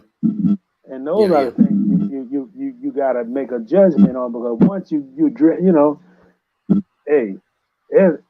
I don't think anybody would be here at this point if they're not fast, if they hadn't had a great college career. That's 90% of the guys in the combine. But what did they do when the lights on in this competition? You got these TV cameras out, and it's about one-on-one battle? I mean, that's what it's all about. It ain't about a guy running down the field and nobody covering him. It's about, Cooper Kupp, can he break press coverage and get open? Yeah. Yes. Shows it every time. And that's what we need to have in these combines. Yeah. But I'm the agent. What is that? He said, I agree with checking their mental health, but these guys have been playing week after week. Yeah. Guys like Mr. Calvin Ridley and the mental health episode he had. You do want to check these guys' mental health. You really want to look them in the eye and get a feel for how they are and see them as far as interviews. But I agree with the one-on-ones. One-on-ones should be instituted. I mean, I would want to see that more than watching them turn, catch the ball, they running and turn to catch the ball, going downfield, catching the ball, running around some cones, broad jumping, vertical jump, all those things. Yeah, that's nice, and I could get to see your quick twitch, but I can see your quick twitch on tape as well. What do you look like against the top prospects coming out of the draft? So, I forgot who's the receivers came out. Yeah, Jalen Ramsey came out. But let me see Jalen Ramsey one-on-one against the top receiver in college football who's supposed to be coming out. Let me see that. Yeah, it'll be a better evaluation of what you got, what you need. It'll address all those things. Then you won't make as many mistakes. It'd be hard to test the defensive lineman, and unless they're in pads to do that kind of thing. But you'd be surprised what competition do when a guy coming off the edge, they don't have to tackle. I mean, is his foot placement right? That left tackle, is he in the right stance to make a block? Especially if a guy swing wide. Yeah, Which has been a problem with the Jaguars tackles. Those are the things that they can, I would like to see that, though. I would like to see the competition aspect of the combine. I think they do a good job with the interviews. You kind of, test and ask the questions that need to be asked, and they also go over film work with the prospect. But everything everything at this point is need of an adjustment. Yeah, it is. It is. But I think we could put a little pin in that combine talk, a little Jaguar talk right there, and we'll finish up with some NBA and WNBA today. One of the first stories, as far as NBA was concerned, was J.R. Smith. So J.R. Smith is very interesting now. He's pretty much, he's turned it around. He's enrolled back in school, getting good grades. I seen he posted his grades the other day, not too long ago. He's on the golfing team. I forgot what university he's at, but he's on the golfing team as well. He checked with the NCAA. He's able to be a golfer now, and he's pretty much changed and turned things around. He's getting away from the Henny JR. But he had no shirt on for like 2 days after he won the championship in Cleveland carrying a bottle of Hennessy. He told us some guys were posting the photo, and he was like, yo, can y'all not post that no more? He wants to distance himself from things like that. But I think it's maturity in him growing up, because recently he talked about how he used to take 60 grand and spend it in the strip club. He said, I could have went and fed 2,500 people back in my hometown, or in the underprivileged areas where they needed that money and needed that food. He said, instead of spending it selfishly in a strip club, or spending it selfishly on myself. I think that's real maturity right there. Yeah, well, I tell you what, JR, I remember when he first came to the NBA. Okay. And I'm just glad to see this guy mature, man. Yeah. I think he had a great career. I remember when he first came in the league, him and the Birdman used to drag race there, souped up cars in the parking lot. But that life is about learning. It's when you come up through the ranks and you've been this superstar guy, and everybody praise you from middle school to high school, and you come in the NBA, you get praised more. Expectations is everything. And this, I think he learned. I think he learned how to be a professional. He learned being a professional from LeBron and on those Cleveland teams. And I like to see a guy, go back to school. If you would have said JR going back to school 10 years ago, knowing what his personality was, man, you would have said that's like the moon turning red. It just wasn't called. I remember this kid, man. He was his second year. And him and Byron Scott didn't like each other at all, man. So Byron was on a bench. Oh. And this kid was on one side of the gym and Byron was on the other. And the reporter would report to the other side of the court, because JR would say something. Well, you go tell him that. And Byron Scott would say something. And you go tell that knucklehead that.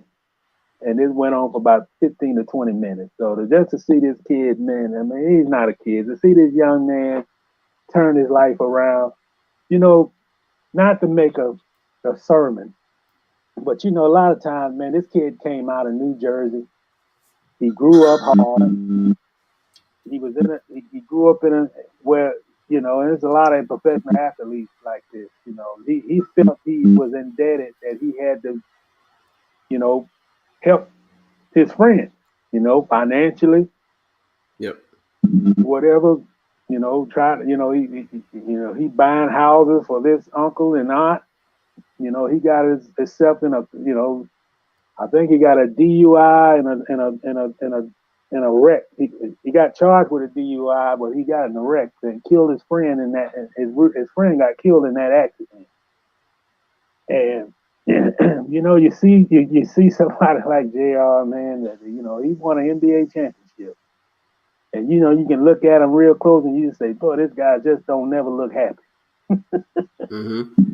But you know, it seems like right now, whether it's golfing, and I think he goes to either North Carolina A&T.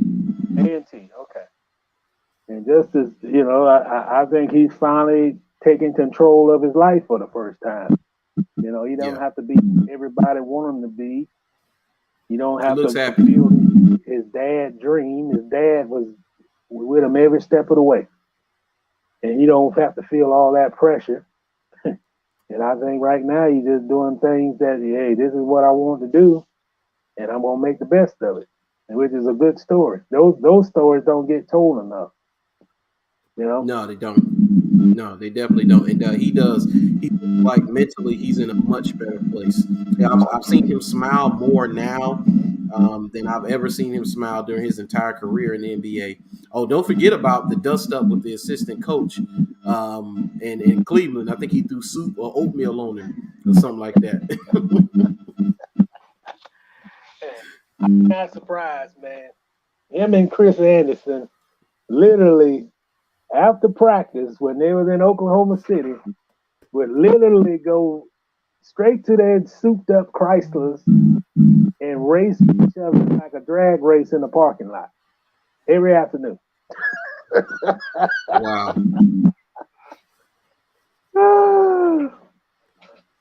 Oh man, yeah, I'm happy for him, man, because one of the things I used to hate anytime whoever I was rooting for was playing against Denver, whether it was Oklahoma City when they first came into existence, I was watching them, whether I was cheering for LeBron or whoever. JR coming off the bench when he was in Denver was deadly. I'm talking about came off the bench like the Energizer Bunny, hitting threes, dunking on people, chase down blocks. I mean, JR was extremely talented, a decent defender, and can pretty much get just about any shot he wanted. Yeah, he was a good pro, man. He could always make that jump shot. Yeah. From day one, he might put up about 16 of them.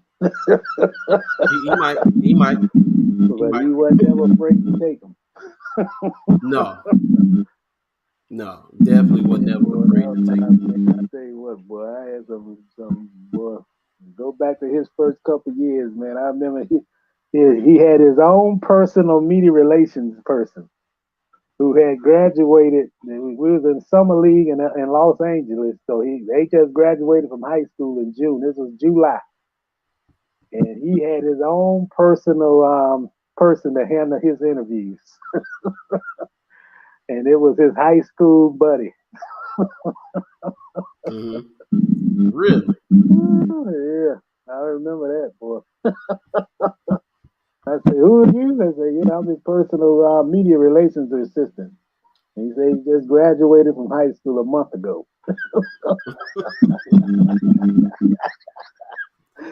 Hey, that's quintessential J.R. Smith right there. And the Hornets didn't even know who the guy was. Like, who is this?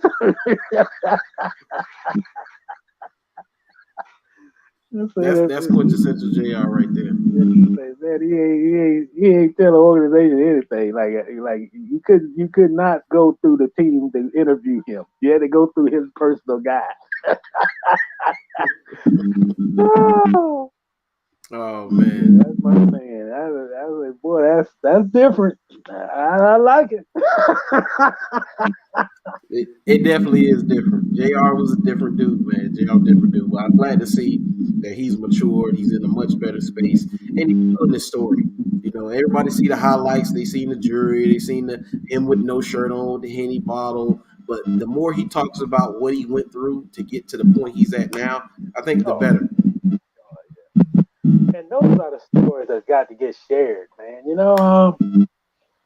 Not not so much newspaper. And those are the stories where JR, and I'm just making the suggestion that maybe JR should be a guy where they bring all the kids into the gym or the audience and be that person, stand up there with that microphone and tell those kids how life was for him, what mistakes he made, what things he did good, and what would be his advice to young people. That's impactful. I mean, that would be very impactful.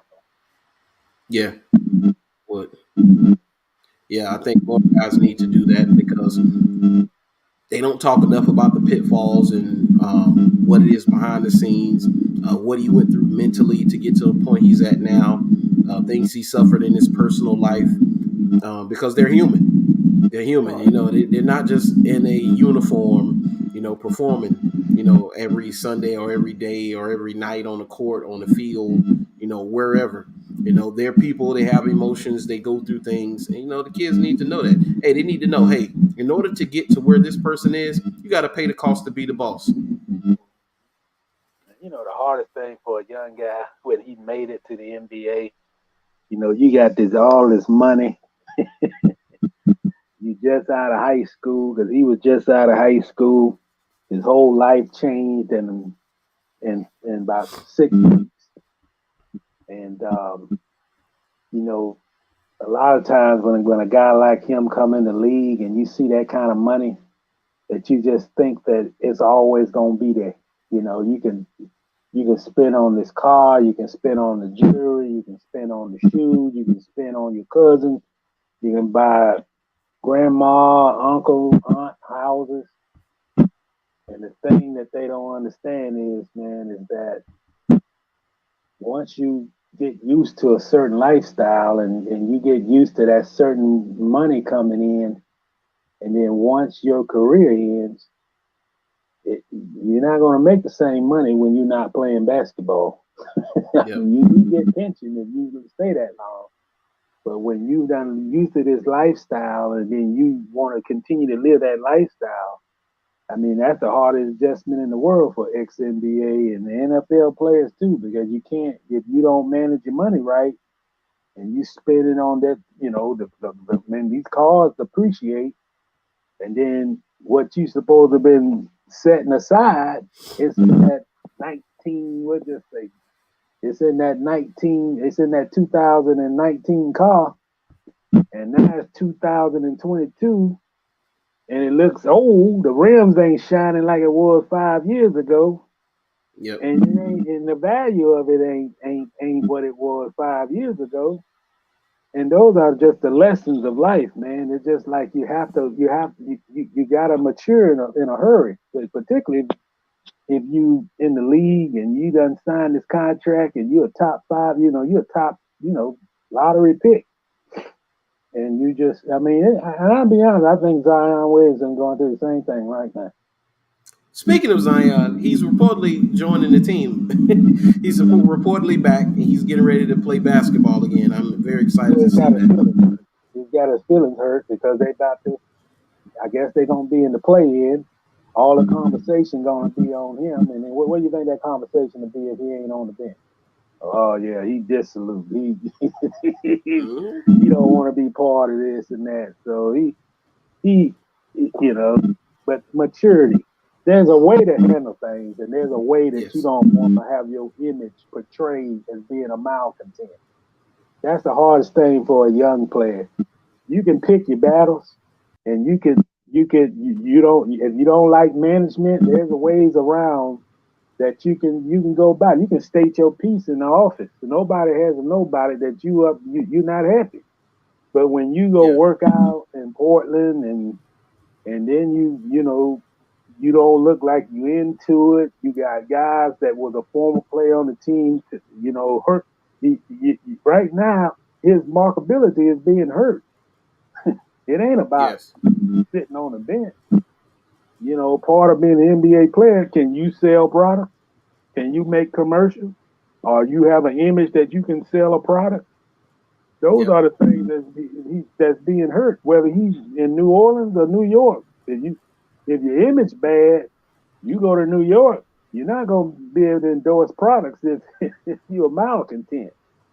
Yeah. But those are the things that he's got to understand that this, people used to say, well, why Michael Jordan always used to wear suits after the game when he just getting on the bus and going to the hotel? Well, the reason he wore those suits is because that's what the image is everything. Yes. Even when you're the greatest basketball player in the world, you still have an image. You got to have an uphold the image. Some people say, well, that's just, That was before the dress code was instituted. Yeah, it was. He wore suits. Yeah, he did that voluntarily. Yeah, of course, Mr. Allen Iverson is the reason they have a dress code now. Well, we ain't going to talk about hip-hop. So, hey, JR made $90 million in his career. And he said that he could have fed his whole community 10 times over with the money that he was fined for being late on the bus for. That's a lot of money. He could have fed his hood 10 times over just from the fines he had to pay for being late on the team bus. This guy, man, you keep bringing up JR. I got a whole lot of stories to say about JR. JR, when he was with the Hornets, his second year, he got his license suspended. He couldn't drive. He couldn't drive the practice. Chris Paul and a couple other guys would have to literally pick him up from his where they were staying at the hotel in Oklahoma City. Pick him up and bring him to practice. And there were times where they would go by to pick him up, and he wouldn't get up out the bed. What? Which is what happened. Which is why they had the argument with Byron Scott and JR, because he done missed, like, not only show up late, he'll miss the whole practice. So Byron, the head coach, said, "Man, we not having this no more. You're gonna be suspended for a week." So he came to the practice, and he's like 5 minutes late, and he thought that, hey man, I'm here, so I shouldn't be punished. They going back and forth. They wasn't here. No, you wasn't here. You late, and those are the things that really. No matter where he was at, it happened in Cleveland too. That he wasn't punctual, he show up late. Yep. Shoot, I know Byron Scott was around. He was around Dennis Rodman, so I know he's like, dude, this is Dennis Rodman. That's right here. We got to nip this in the bud now. Yeah, Byron Scott was a tough coach, man. Believe me. He had those guys running. They lose a game in the final minute. He thought it was just lackadaisical and not playing with effort. Man, he'll run those guys up and down that floor. That next day practice, 3-hour practices during training camp. JR, and I think if JR write a book, he'll say that Byron Scott had a great influence on his career, because Byron was tough on him. Byron coming from, Byron played for Pat Riley. So you can imagine playing for Pat Riley on those Laker teams. So he coached that way. Even though that ain't what the players of this era were used to, but that's how he coached. You had to be accountable for everything.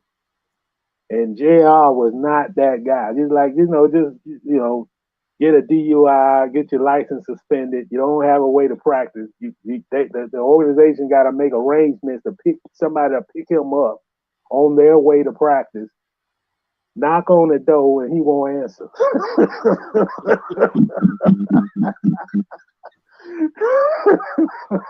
JR's come a long way. That was JR in his first, and that's what forced him to get. They got tired of him. He was a great talent. He only stayed 3 years with the Hornets. Yeah, but he was just a nuisance that They just gave up on him. Said, man, we cannot baby this kid. And then he came in the league at 19, and they just said, we cannot put up with this no more. We got to trade this guy. Yeah. But yeah. He would be a great spokesman.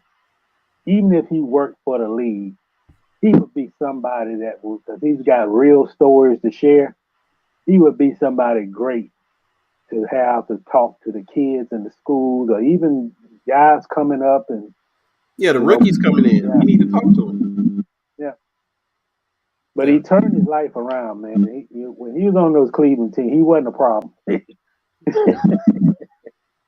He was well behaved in those Cleveland. He had to want dust up with the assistant coach, but other than that, I hadn't much issues with JR at all.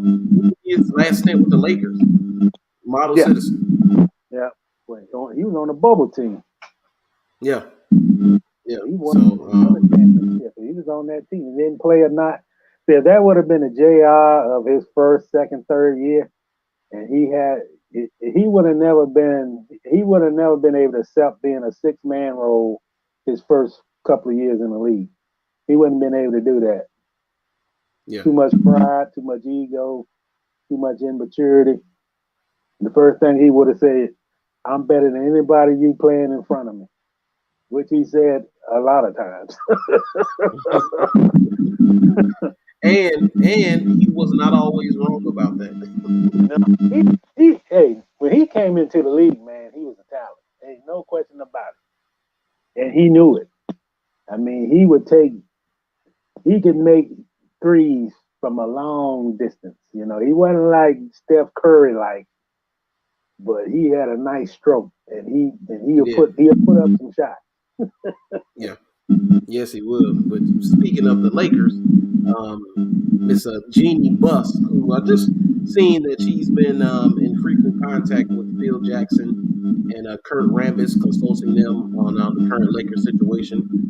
Now that's a report that's just coming out, and the rumor mill is abuzz, it makes me think what the future looks like for them with Rob Pelinka.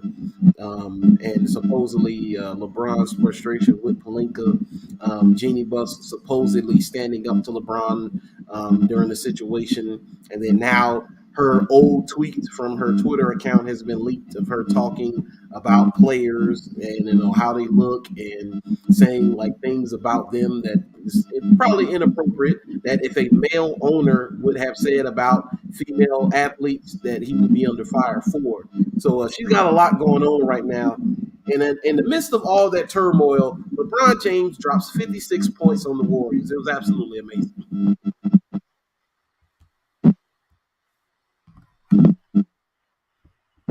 Yeah. I kind of didn't hear what you said on the last one, but man, Oh, no, in the midst of all of that, LeBron James dropped 56 points on the Warriors.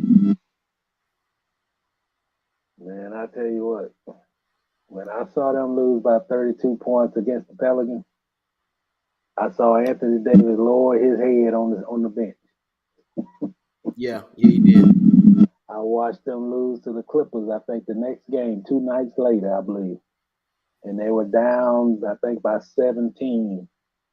And they had, I think, in a 3-game stretch, I don't remember who they played before the Pelicans, but they were down by 20-something points in each 3 of those games. And then you hear the conversation, man, they don't have the chemistry.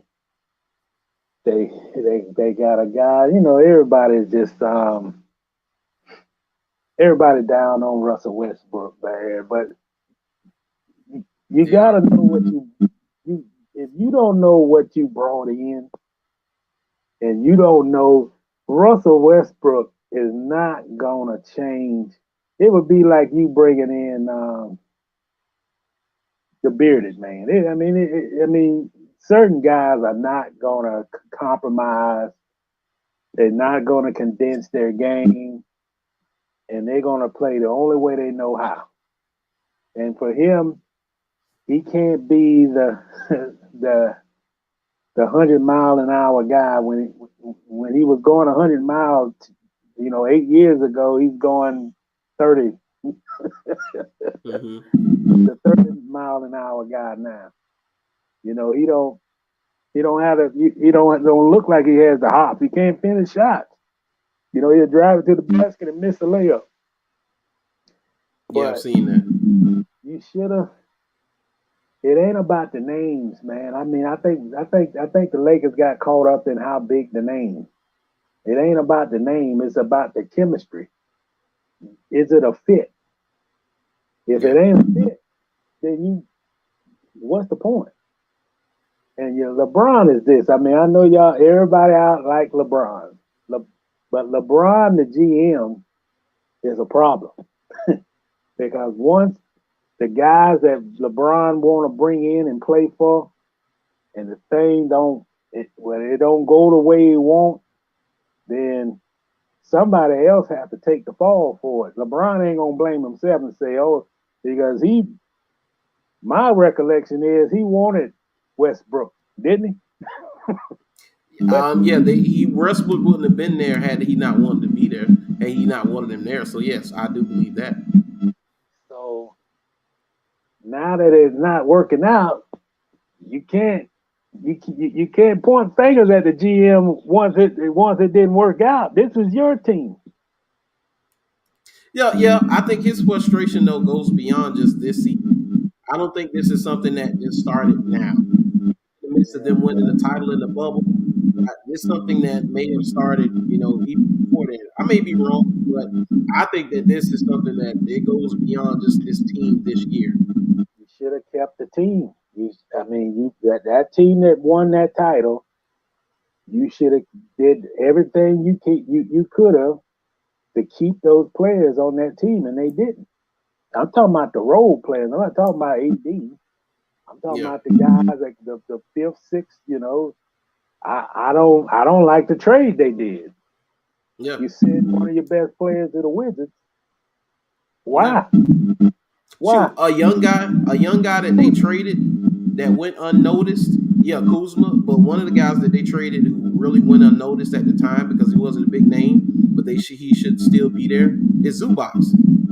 Yep. Zubac should still be a Laker, man. He a big man and he can do it all. Yep. And I just think I don't like what I've seen from AD, to be honest. I mean, we done said this on the show previously. I mean, you gotta be a Robin. You gotta. I think he's deferred too much to LeBron. I think the guy since he's been in LA, I think he's always deferred. I think the plan was with LeBron, getting toward the end, that the plan was that, LeBron shouldn't have to play 42 minutes a game. It's like LeBron doesn't have to do everything to win the game. Here's another guy that's capable of being a superstar and being durable.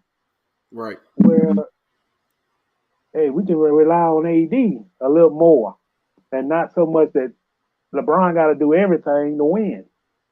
Yeah. And I think that's the point where who knows what goes behind the scenes, but AD has never been that player to just take charge without somebody asking them to do it. He should be the number one option. No question. And he should want to be the number one option. He should at this point in his career, that don't matter if LeBron on that team or not, there shouldn't be a question that he is the number one option, and he just don't want it. He's not assertive. He's injured too much, and he haven't. To me, I mean, even though they won the title, he hadn't lived up to what people thought he would be with the Lakers, in my opinion. Yeah. Yeah, it's been hit or miss. 30 points a game. There's no question. He should be averaging 30 a game. 30 a game, 13 rebounds. Yeah. He should be dominating. Yeah, absolutely. He should be dominating. But the Lakers, yeah, 7 foot. And get there. And what's crazy about all of this is that the Lakers still have a shot because, dude, if you look around the league right now, I'm not confident in anybody as far as saying that this team is most likely going to win a title right now. It's all up in the air right now because the Warriors cannot defend without Draymond Green. They can't do it. Can't defend without Draymond. The Suns, without Chris Paul, that's a problem. You're not going to be able to run your offense to perfection without the point guy, Chris Paul. The Bulls, I've seen where they can't beat competent teams. Winning teams, they're over against all winning teams that they played this season. Yeah. So they're a year away, though. Two teams you said, they're a year away. The Bulls is a year away. And Phoenix is there, but Phoenix has so much of their offense run through Chris Paul that I can't think of the guy. Like when they play without Chris Paul, it's like they're too predictable. Yeah. I mean, is Devin Booker a bust? No more. Is Devin Booker a bust without Chris Paul on the court? Well, they don't space the floor that well without Chris. He looks like he's hunting for shots when they don't have Chris. And they just, I don't know, it just seems like the pace ain't, they don't push the pace. Even though they got great players, man. They ain't getting me wrong. But it just seems like everything is cerebral. Like they look too predictable without Chris. Yeah. You know, it's like they're playing like, man, when you coming back? We need you. Yeah. And I don't know what the heck going on with Utah, man. I thought Utah would be one of these teams to be the sleeper team like a Milwaukee 2 years ago. And they got more internal strife going on. Players don't get along. They got more internal problems than just going out there to win. If Gobert the man, then give the ball to Gobert. If Mitchell is the man, then you can't have clashing of who's the options. Hey, I've heard a few rumblings about that. Don't be surprised if you see Donovan Mitchell in a different jersey next year. Yeah, well, he don't like Gobert. Yeah, they got issues. Yeah, they've had issues before the COVID too. And you can't win. I don't think their head coach is a guy. I mean, he just seems like a different type of guy, and it just seems like he don't have a great relationship with his players, man. So I think that team got a lot of talent, but look like they self-destructing. And as you say, Golden State had a great run. It seemed like they done ran out of gas. Yeah. Hey, Denver and LA don't scare me at all. The Nuggets and the Clippers, no fear at all. Yeah, the Nuggets is not going to be the Nuggets until they get their top guy back. Yeah. I mean, that's the bottom line. They got a great center. He's an MVP, but they got to get their man back, man. Yeah. I remember I hadn't really watched many Denver games, so I was really not in the loop on Jamal Murray. I had heard the name, seen some highlights, but never watched a full game of him until the bubble. And when I saw him in the bubble, I was like, yo, no, he's next up. He's next coming. And, of course, he's been hurt the last year and a half. But if they don't have Jamal Murray back, I was not making any significant runs. Yeah, I mean, you're right. They got to get them back. And until they get them back, you're probably looking at a second round of the playoff exit. You can't. Yeah. I like, they're a gritty team, but they don't really have any great players come. They don't. Their bench is mediocre at best. They don't have a great bench. Yeah. And they just, you can, they get 47, 50 gig wins in a season, but they're not the type of team that's gonna make this deep playoff run. They're not gonna beat. I don't think they can beat Golden State I don't think they can beat Phoenix, and I don't think they can beat Memphis in a series. Yeah. You know. And in the East, Memphis is interesting. Mm-hmm. Memphis is interesting. Mr. John Morant. New Orleans got to be looking at that John Morant situation like, man, that could have been us. They got the wrong player, basically. If John Morant was on the Pelicans and then you bring in the guy they got from Portland, I mean, they are more of a team that fit his style. They can push the pace. Yeah. But I'll be honest, I said this before. I really don't think that Zion is gonna play with them. You don't think he's gonna suit up this year? I don't think he's gonna play this year, and I wouldn't be shocked if something go down in the off season. That I just don't think I don't think the marriage gonna work out. That's just my opinion. I don't think he likes New Orleans. I know he doesn't like Griffin, the GM, and I just think it's too much bad blood. It's if you go back, because I listened to their media day on the internet, and if you go back to the media day, the thinking was that he was just going to miss a couple of weeks of training camp, and he would be back. But so he went from that to missing basically. Well, he's out. He's not going to play this season. Even if they make the playoffs, he's not gonna. He's done. And I just, there's been Stephen A. Other people just say that it's just it's not working in New Orleans. He want to play in New York or somewhere. He doesn't want to play there. And he's influenced by his stepdad, and his stepdad don't like management there, and just I thought he had a great season last year, but it just the chemistry not there, and I wouldn't be shocked if he'd say this off season, I like to be traded. I think I really think it'll get to that point in the off season.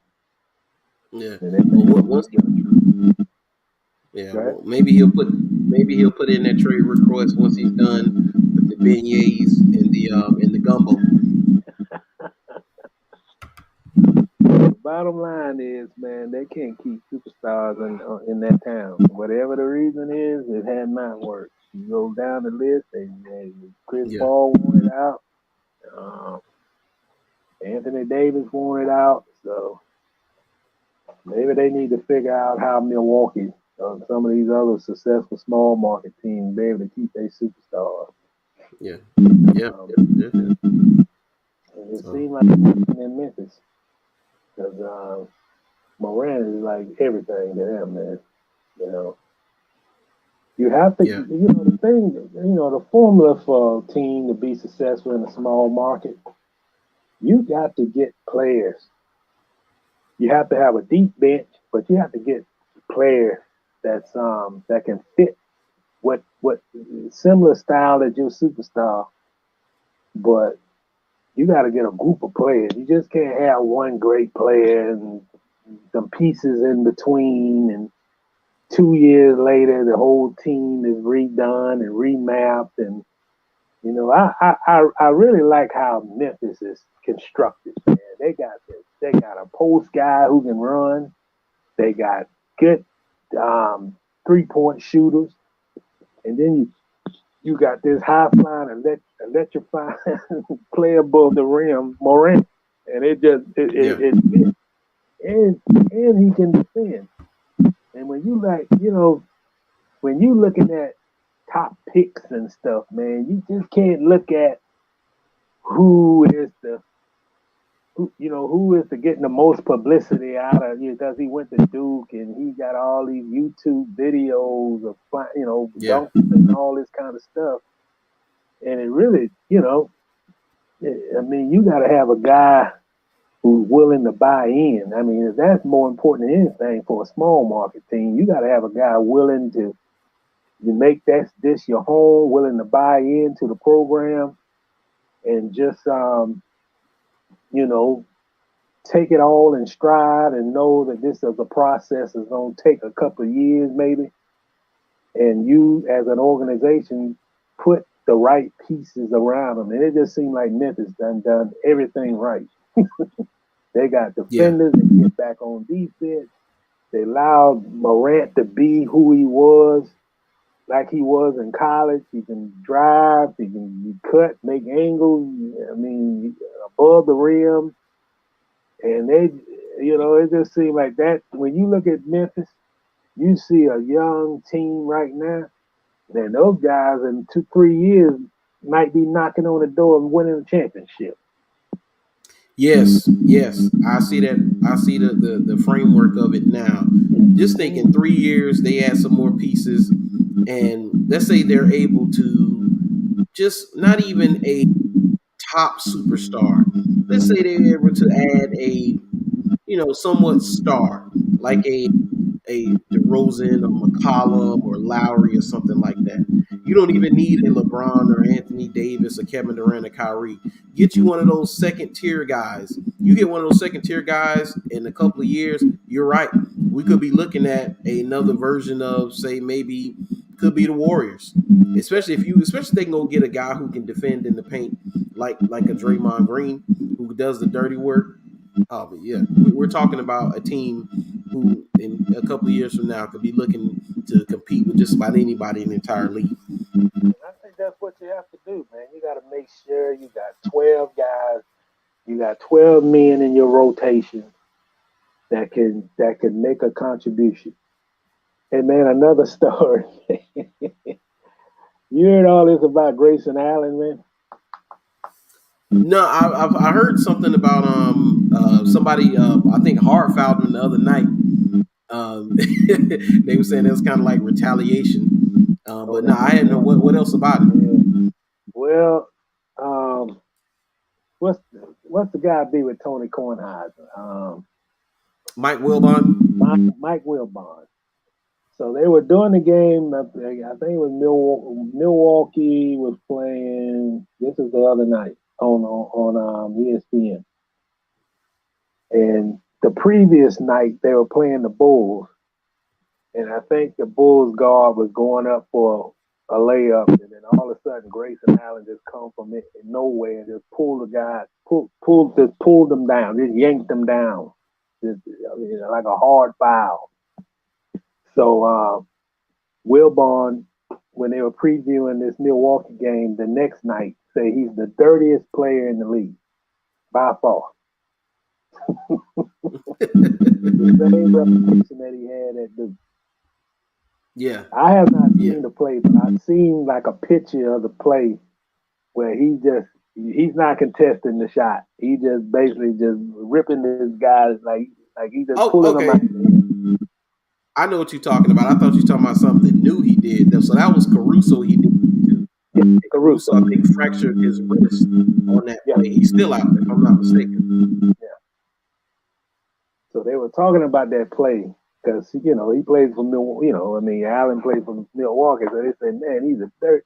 Wilbon didn't shoot him. He said he's the dirtiest player in the league by far. Jacksonville is the dirtiest player in the league. I mean, when you talk about a guy who tripped multiple players in college and kicked guys on purpose, and then act like nothing happened. I mean, I've never seen somebody sell it so well after they were in the wrong. He's really good at that. When he stuck his foot out. Yes. And then he got that face like, What ref? What you talking about, ref? Like what you calling it for? I was in front of him. I didn't stick my foot out to trip him. He did that a couple times too. Yes, he did. Yes, he did. Man, do you think that Krzyzewski is like the greatest college coach ever coached? Of my lifetime, yes. All time, I don't know because I don't know some of the older guys. But as far as when I started watching college basketball, I don't think there's a better coach than Mike Krzyzewski, especially of the last 50 years or so. I think he's probably one of the greatest of all time. I mean, I know you have what they say, John Wooden. They put him up there. Bob Knight. Yeah, got some great. What's the coach? Can't remember his name. Georgetown coach, tall guy. Oh, Thompson. Yeah. So they talk about him. What's the North Carolina coach? I can't remember his name. I like him. So the North Carolina coach, he coached Jordan. Yeah. I'm getting old, man. I can't remember. Yeah. Oh, his name is on the tip of my tongue. Dean Smith. Okay. Yeah. Yeah, Dean Smith. But Krzyzewski seems like he's a guy. He's a cut above the rest. Well, I say he gave a hell of a. I mean, I just watched the end of the game. I didn't watch. I know North Carolina beat him, but I watched it. I flipped over there and he was speaking at center court, and I thought he gave one hell of a speech, man. You know, he praised all the players he coached, and he just kind of reflected on the success that they had. Told them guys that they can come back here anytime because it's home. And he even told some jokes about himself, man. It's amazing that his first 4 seasons when he was at Duke, Duke was not good at all. And they were even talk about that he was going to lose his job. And then he had that, I think in '76, I think that's the first Final Four team he had. And that season really like turned things around. But man, great players done been in that program. There ain't no question about that, man. I don't like all the ones that went to Duke. And I still say for the life of me, because I remember that '91 team where UNLV was like 36-0 and played Duke in the semis. And man, UNLV had Larry Johnson, Stacey Augmon, and they just was plowing through everybody. And they just, I still don't know how Duke won that game.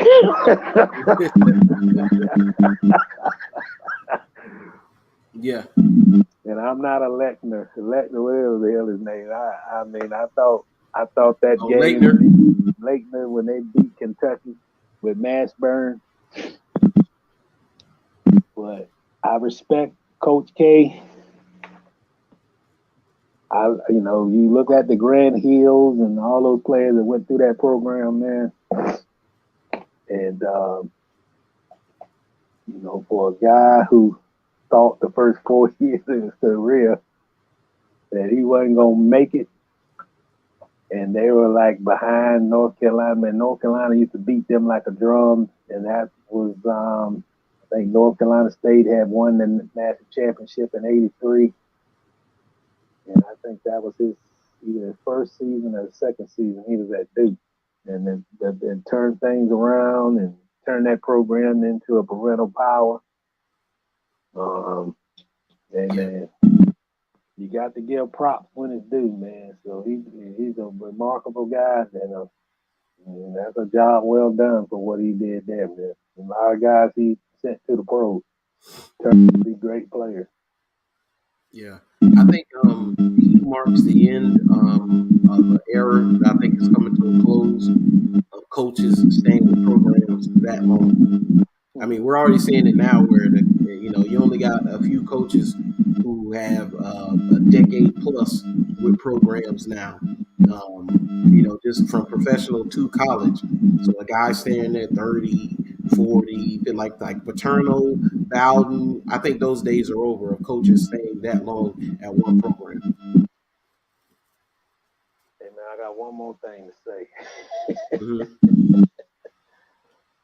I just want to give props to Jackson boys basketball team.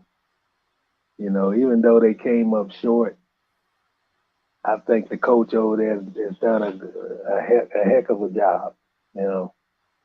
And if you really reflect on the schools on the north side, man, and what it used to be like back in the 80s when you had Ribault, Jackson, and Rain as the top teams in the city, and to see Jackson still at that level, and the work that James Collins put into those guys, man. I didn't get a chance to see them playing the thing because I was in Indianapolis, but the other years I went down there to cover those teams that lost. Mm-hmm. And see a guy that, you know, changed these kids' lives, and he's playing 13, 14 players deep, and I kind of wish that I was hoping that they could get that championship, man. But for what he done put to that program, because it's not easy, man. It's not easy, you know. Jacksonville is not what it used to be in regards to basketball, especially on the north side. Man. You know, it's just, I don't know if it's more football. You know, it's like you go to Ribault and some of the other schools, and, you know, it's not like the gym is packed anymore. And, you know, basketball has lost something from what it used to be like in the 80s. But to see this guy come in, you know, he won a state championship at Jackson and put all that work trying to get that school back to win another one. And he's got the talent, man. It's just in this state, you know, you got so many different private schools. You got those schools down there in Miami, and they got 6'8", 6'9" front lines. And I was about to bring that up. Yeah, it's hard. I mean, I covered the girls tournament, and who was that they were playing?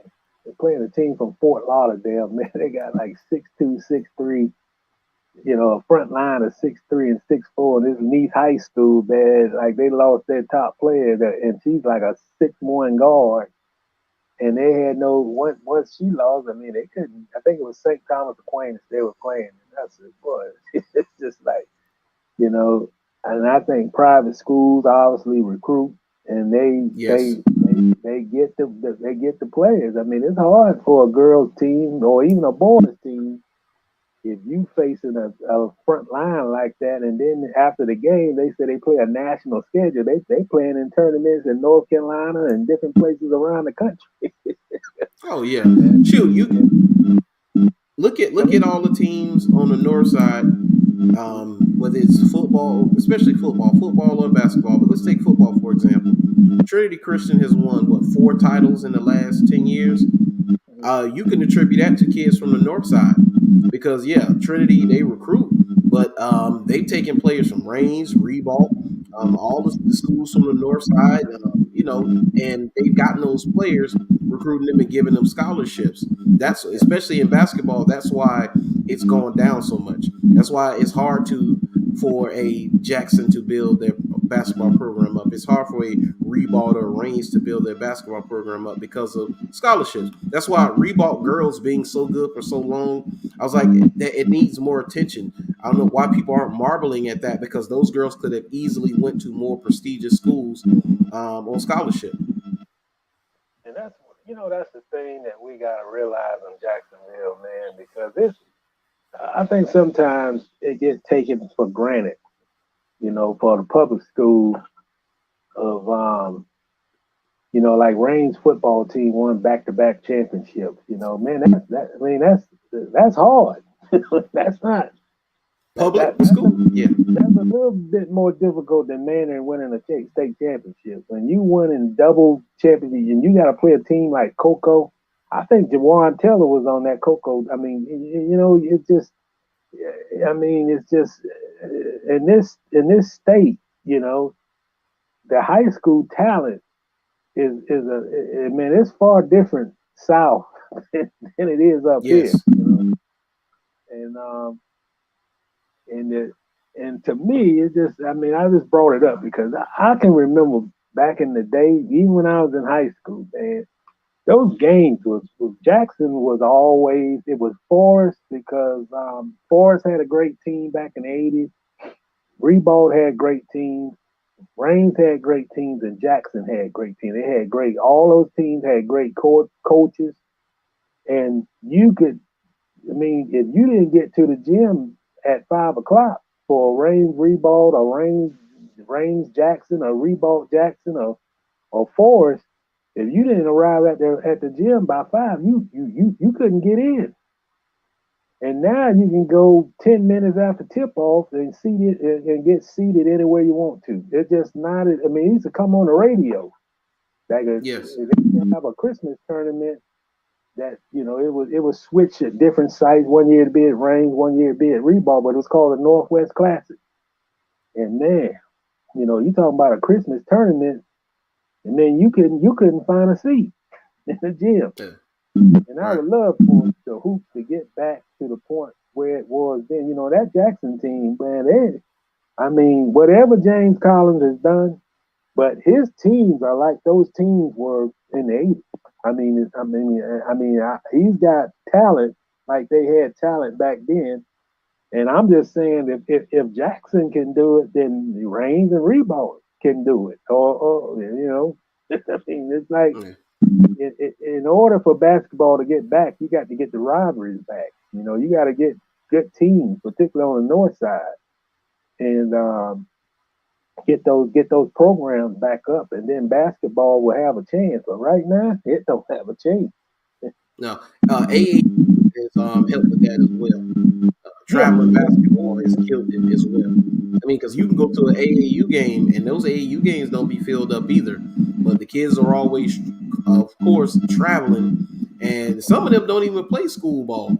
Some of them, they'll play football, they'll play other sports, but then when it comes to basketball, they'll just do only AAU and travel and play travel basketball, especially if they're a top tier talent. That's just been one of the biggest changes it's been for me since coming back home. That man, it's just like basketball is like non-existent. It's like it don't, it's just like a season to get to football, get the track. Yeah, track is not what it used to be either, but it ain't as down as basketball. But basketball has been down for been back here since 2017, and it's like man. Yeah, it's not the same. Yeah, Rains and Reebok Christmas tournament ain't even the same. Yeah, and that tournament is probably about 30, 40 years old, man. Goes back to the late 70s. Yep. My brother was going to school there, so I just hope we can get back. It'll never be where the football at in the city, but man, we need more teams like Jackson, man. Whatever James Collins has done, it can be done at those other schools. And I know my man Charles Showers. I went to school with him at Rebold, and I don't know what I mean, obviously, we don't know what the obstacles are to get but I hope all of them get back to getting that hoop back, man, for the city. Oh, for sure. I'm hoping that we're able to do that because it's a lot of talented kids. Man, get them to stay where their neighborhoods are instead of them leaving and going off to private schools or travel ball. Man, they got to make it better for those kids. But we're going to wrap up with some WNBA talk, finish off with this WNBA. And, man, Brittney Griner, man. And I finally seen the video that you told me about yesterday. But, yeah, so, of course, if you haven't heard about Brittney Griner, I was going to say Brittney Griner, she was arrested in Russia last month at a Moscow airport after a search of her luggage revealed vape cartridges, which would carry a maximum penalty of 10 years. The custom identified the person arrested as the player of the U.S. women's team and did not specify the date of her arrest. Russian media report the player was Griner. Her agent did not dispute those reports. And so, you go and read some of this. I just want you to see a little bit. But the thing with Griner is that, of course, number one, it's incredibly stupid. I mean, you shouldn't do that. Let's just call it what it is. It's incredibly stupid. You shouldn't have done it. But had there not been conflict right now in Russia, do you think this would be as big a deal as it is? No, I don't. I mean, I don't know what his show. What is it called? His hash show. What is? Mm-hmm. You know, hashes. Yeah, hashes is what it's called. What it's called? Hashes. Hashes. I think that's the name of it. Pure. It's like an oil. It's like the oil, right? Mm-hmm. I don't, man. I you know, for the life of me though, man, I can't understand because this happened. I mean, she's been in jail for 3 weeks. Yes. You know, this is the 3rd week, I believe. And I'm sure Russia, with all what's going on right now, they're gonna make this into a political thing. Since man, I heard that Visa and MasterCard done pulled out of there. So I'm sure the way this guy acting to Putin, and I mean, I'm sure they're gonna make this into some type of international whatever. I mean, right now Russia not. I don't think Russia playing with a fair deck in anything. And I agree with you. If this was normal times, not war, not just everything is back was normal, I don't think it'd be like this. And I don't think she would have been in jail for 3 weeks either. Yeah. And now you got a situation that, man, you got diplomats leaving Moscow. You have a State Department basically telling Americans to leave Russia immediately. And then you got this young lady, I mean, they're talking about she can draw a 10-year sentence for this. Yes. Locked up abroad. And it's, I always try to put things in perspective. But in reality, if she was in Colorado, even if she would have put that in her suitcase, she wouldn't have faced any charges. Right. She would have, obviously they would have been confiscated, contraband and that. And she might have had to go to court or, get a citation. But it just, I don't know. I mean, not to preach, but it just seemed just so how different our worlds are. Mm-hmm. They're talking about a 10-year sentence.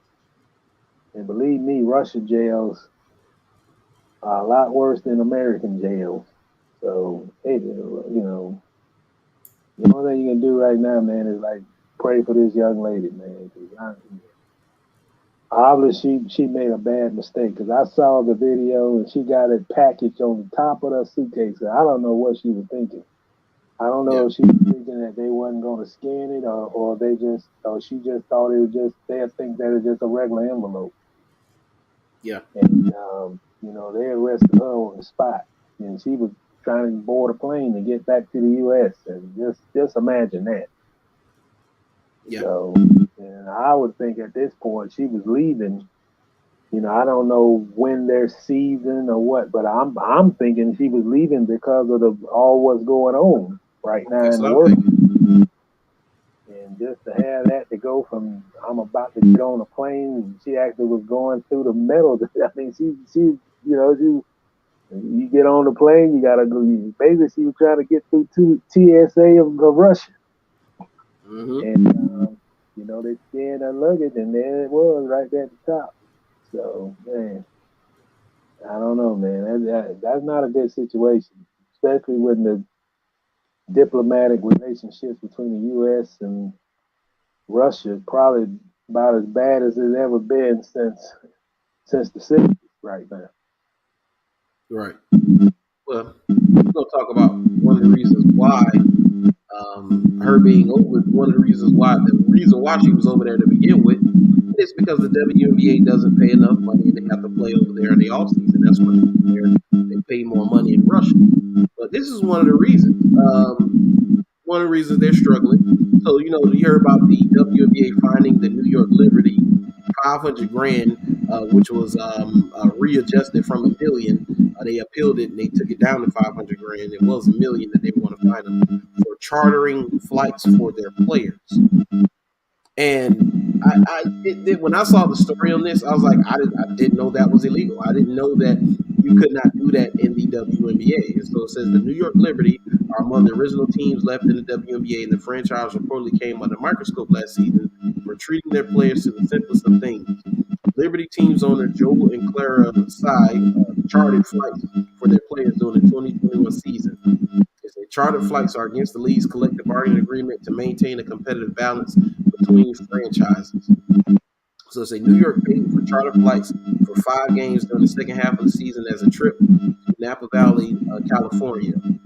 Liberty also reportedly made a proposal to have charter flights be the standard for all teams and get the cost comped for 3 years. The plan didn't get enough support from other WNBA owners. The WNBA denied a solid proposal was made.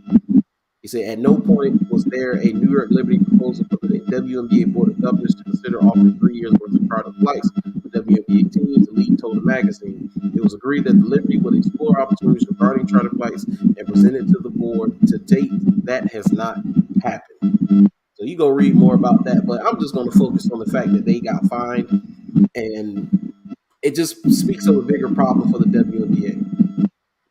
You have to know that the WNBA, whoever their leadership is, they're incompetent from the top down.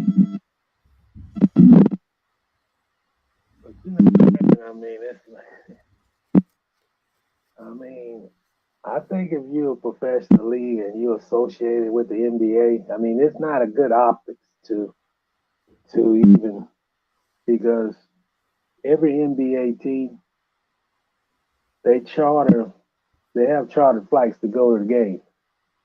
There's no NBA team that don't have a charter service or they have a situation where Delta and only Delta plane will have those players on the team. So that's a charter flight. They don't. So I'm trying to understand. So in the WNBA, they go to the games on the regular domestic flights. Is that what we're saying here? Mm-hmm. And they go to the airport and commercial and go commercial. Yes. While the NBA is, I say they're affiliated. The WNBA is affiliated with the NBA. Yes, they are. And the NBA has had charter flights for at least the last 25 years, at least. They stopped taking commercial flights in the 70s, early 70s. So my question is, why there's a different rule for the WNBA than it is for the NBA, and why in the world would you fine a team $500,000 that went down from $1 million when they only did it for 5 games? That's like $1 million a game. Yes. And what competitive? The WNBA has to get to the point, and I've said this before. I think the WNBA got to get, because there's a situation during the bubble situation. During the bubble, the WNBA was at IMG in Bradenton, while the NBA was at Disney World. So there was a story out that one of the WNBA players sent the photograph on Twitter about the meals that they were receiving at the high school, and it was like sandwiches and chips, while the players from NBA was getting catered food through Disney. Yeah. And you can't have a league who basically don't value itself enough to feel like it should be first class. Yeah. If you don't feel you first class, then you don't need to be a league. And if you got owners in that league that don't feel like either the exposure is enough or the fan interest is enough, then you might as well close shop. Because I've never, this is the first I've ever heard. I thought being part of the the WNBA was created a little bit by David Stern.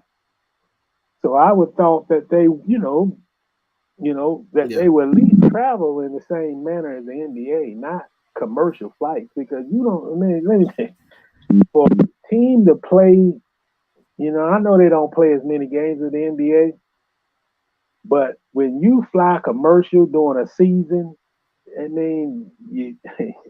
you could have a delayed flight in Detroit because of snow. I mean, there's a lot of conveniences that goes into goes into charter flights. You know, you don't have to. Yes. You know, sometimes you can't get a direct flight from a city. You know, you have to go. If they're like Jacksonville, you can't get. You have to go to Atlanta. They go somewhere else. Yeah. And you know, they're talking about competitive balance. That should be.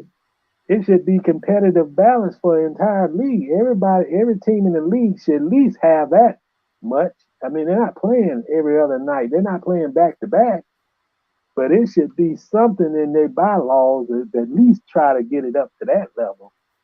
But like I said, man, you can't have a league where they don't feel that they worthy enough to have what literally what the G League or something, you know, I heard the G League got charter flights. So how in the world the G League can fly to some games and the WNBA with a TV contract can't do that?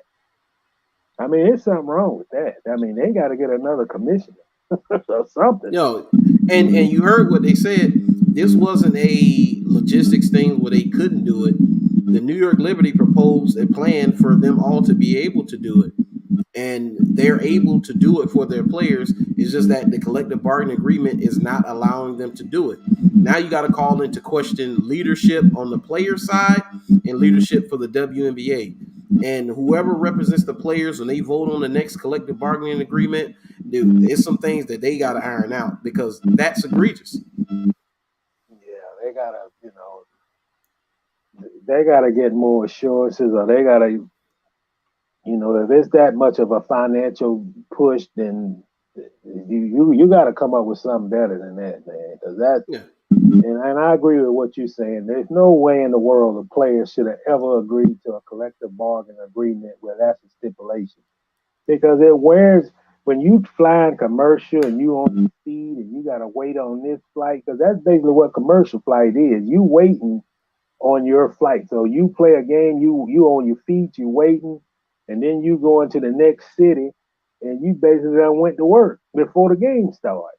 You know, and it's, I mean, for basketball or any other sport, you know, if you're a professional operation, that's part of being professional. Unless you in the minors, like, you know, AAA baseball, they do charter flights. You know, the jumbo shrimp, they travel charter. They don't take a commercial flight from JIE. Yeah. And that's not even MLB. I mean, you got to see yourself. You got to have yourself in a higher light than that. And nowhere in the world that whoever their player representative should have ever allowed them to agree to something like that. That's worth striking over, to be honest. I mean, you know, in the WNBA in the summer, they got a television contract. How in the world you get a television contract and you can't have the fortitude to put your players on a charter flight? And if I'm not mistaken, I think they had to pay their way for those commercial flights, if I'm not mistaken. Because that was one of the complaints about the players. And if I'm not mistaken, I'm going to look it up again, but I heard, I think it was either Griner or Liz Cambridge talking about having to pay for their own flights. Time for the league to shut down, man. That's what it is. I can't imagine the Chicago Fire win a championship and they got to get on a United flight to get back to the Chicago area. Yeah. I mean, and this something you gotta. I mean, what's the young lady to be on NBA TV? I mean, those are the things. If you have platforms, those are the things that need to be said on your platform. That's outrageous. I never knew that. Mm-hmm. Yeah, you know, more attention should be brought to it. Huh? I say more attention should be brought to it, and this part I do understand. This is a competitive thing as well, because let's say the New York Liberty has the money to do this for their players, but the Phoenix Mercury doesn't have that. Where do you think players are going to go play? So I do get that part, but then it's on the league to make it competitive all around. This is on the league. This is not a franchise by franchise thing. The league take care of this for the players. Yeah, but you could have. I mean, you could put stipulations in there. You could rework the contracts so you can get a bigger portion of the amount of revenue based on expenses, which is what the NBA does. That you can take a greater portion out from the contracts and put that toward the expenses. There's ways that can be done, man. You know, to be honest, if you had a pool of money from all the franchises and add that with the expense along with what the portions of, like a player give a certain percentage to the union that goes set aside for travel, it wouldn't be that much. That's something that's got to be, whoever did that collective bargaining agreement, that was a bad contract. Yeah. That should be priority number one. Travel is critical in professional basketball. It's critical. You couldn't expect for those guys to go, and they got teams on the West Coast and all across the country. And I don't know how many games they play. They play at least twice a week, or they just play weekend. I know they play it's like 30 something games, but I know they don't play back to backs. Yeah. I think their games are pretty spaced out. Yeah. But that's gotta change, man. You can't. And I know what's been done in the past, that's probably the formula. But man, if this league ever gonna move forward where their athletes not having to go to Russia and play in the off season to supplement their money, then I mean they're gonna have to do something. I mean, because it's great when you look at those players at South Carolina and the talent that I mean, some of the players in college can make more staying in college than they can playing for the WNBA. Especially if they do the NA, what is it? NIH? Yeah. NIA. Yeah. So this is a problem that WNBA. They've had issues with this. Say for the last couple of years, a few players have called it out, but like you said, you didn't know, so it hasn't been publicized. Well, they need to expand the league. I mean, that might be something that you can do. You can expand the league, ask for a franchise fee, and get more teams in the league. You get more teams in the league, you got ability to earn more revenue. And it, like I say, I'm almost for the. And then you're gonna be a professional women's basketball league, then you gotta act like it. You can't. If you got AAA franchises that's under not making money or whatever, then horrible marketing. Yep, it is, and they just gotta do. I always thought that the NBA should take more of a role in helping the league. Yeah. Because basketball is basketball. I mean, I've seen Kobe bring his daughter to the Sparks game, Gary Payton talked about that not too long ago.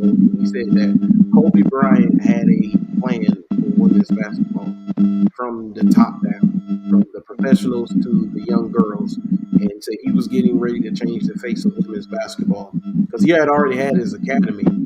He coached his daughter's teams, and he was ready. They said he was ready. He was ready to take on the task of basically changing the face of the WNBA. Unfortunately, of course, he passed, but horrible marketing of their stars. Like I can't name all of their stars. Just I got Liz Cambridge, Brittney Griner, Candace Parker, Skylar Diggins, Della Don, Sue Bird. Those just names off the top of my head. But I know there are many, many more that I haven't seen marketed at all. And even if you go back to the Houston Comets, I mean, that was one of their first great teams. They don't market even the former great players. You don't see them visibly. They got players in the hall, and they don't market those players. They don't make it attraction. They don't bring them to the game for autographs. I mean, there's Tamika Catchings. Yeah, Tamika Catchings. Yeah. I didn't know anything about Tamika Catchings until I saw her do her Hall of Fame speech. Mm-hmm. I'd never heard of her. I've heard the name, but I've never seen her play. Didn't know who she played for, any of that. They don't market their former stars well either. And so when I heard her, I went back and I looked, heard her story, heard her speak. And I was like, why isn't she featured more on WNBA platforms? All right. And her father played for the 76ers with Dr. J. Her father was a backup center. So you got a basketball, and you have a basketball blue blood, and you just letting it sit out there. So just like what's the young lady that won the championship for the Chicago team? I mean, she's on the NBA TV every night. She's like their most visible star, and she played with the Sparks before she wanted to go back home and play. Candace Parker. Yeah, that's you build your league around your star. She's a star for that league. I don't know. She's won 2-3 championships. I mean, that's what you market. You market your stars. I mean, if Jacksonville has one of those teams, then you market that, hey, our team not doing well, but I want to see this young lady plays for this team that's coming off a championship. There's a market for women's basketball. It just hadn't been done right, as you said. I mean, there's many young ladies around here and young girls and fathers. We got a lot of girls, fathers with daughters. Yes. Yeah. Now it's on the responsibility of the players, first and foremost, and then secondly, the NBA. They need to take aim at management and who's running the WNBA. You got to figure out what's going on, because the direction they're going, how they marketed things, those people are making money. They're making money. Just believe, even though that the WNBA operates, basically they get that negative $10 million, and of course the NBA gives them $10 million to operate every year. Out of that money that they don't make, I'm sure that those in charge of everything, the day-to-day operations, are making their money and they're living comfortably. But your players got to pay for their own flights. And if you really look at it, though, man, if you put a WNBA team in practically all the major cities where there's NBA teams, I mean, you're not really conflicting with the NBA schedule.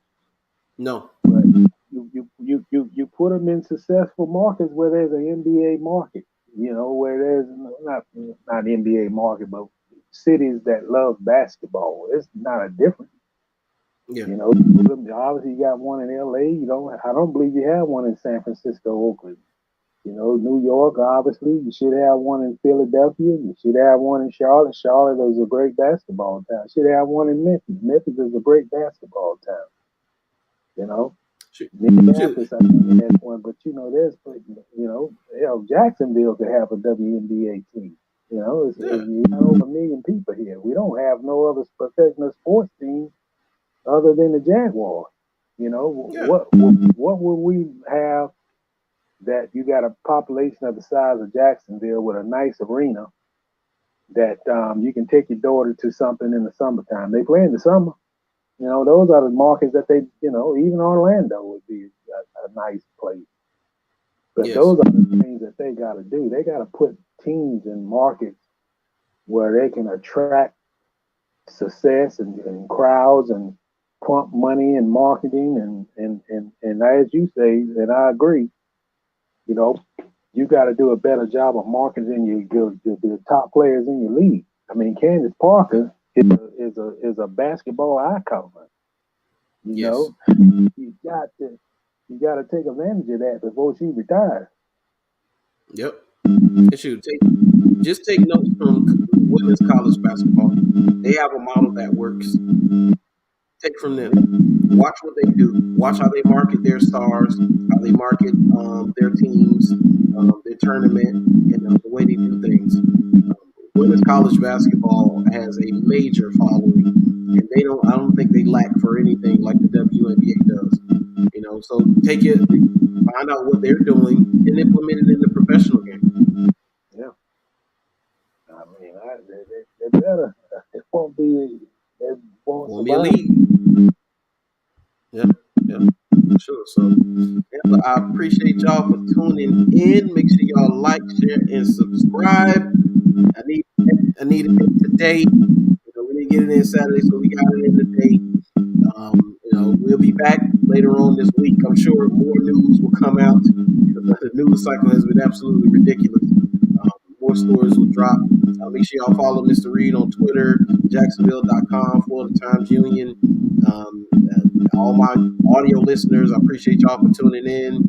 But any last thoughts, Mr. Reid, before we get out of here? No, man, you just keep doing what you're doing, man. I want all the listeners and people on your YouTube and TikTok or oh yeah, you got out there. You do a great job. Yeah, I'm about to start turning out the content. You do a great job. You put a lot of work in it, man, and much appreciated to see you do what you do, man. I'm not a podcast guy. I'm a writer, but I definitely enjoy these conversations, man. When you have an opportunity to talk about and reflect and share your opinion and just, some things need to be brought to attention. And, we have a forum where we can address that and have listeners. Some may disagree, some agree, but, appreciate what you do, man. And y'all get this young man whatever he does. You got how many? About 5 podcasts a week. oh shoot! I need more. Shoot, I got one with you. I have one with John, and I'm going to start doing the audio only one for my audio platform every week. Just do one for audio when it's not on video, so the audio listeners can catch that. But I'm trying to get my TikTok up. I talked to a buddy of mine who does voiceover. He teaches a course. So man, I'm trying to take it. I'm trying to take it everywhere, man. It's not just being a podcaster. I do this to open up opportunities because all I need is the right person to see it. That's it. I'm not trying to get a million followers. All I need is the right person in the right situation in the right time to see it, and it's on from there. They only got to be right one time. I always say this, man. When you got a gift when you can talk on any topic, make it interesting, and put insight. That's a gift. So do what you do, man. That's all I got. I appreciate that. Man. But hey, make sure y'all tune in later on this week. We will be back. I have more topics. Shout out to all my listeners, man. I appreciate y'all. But we are out of here. Peace out, y'all.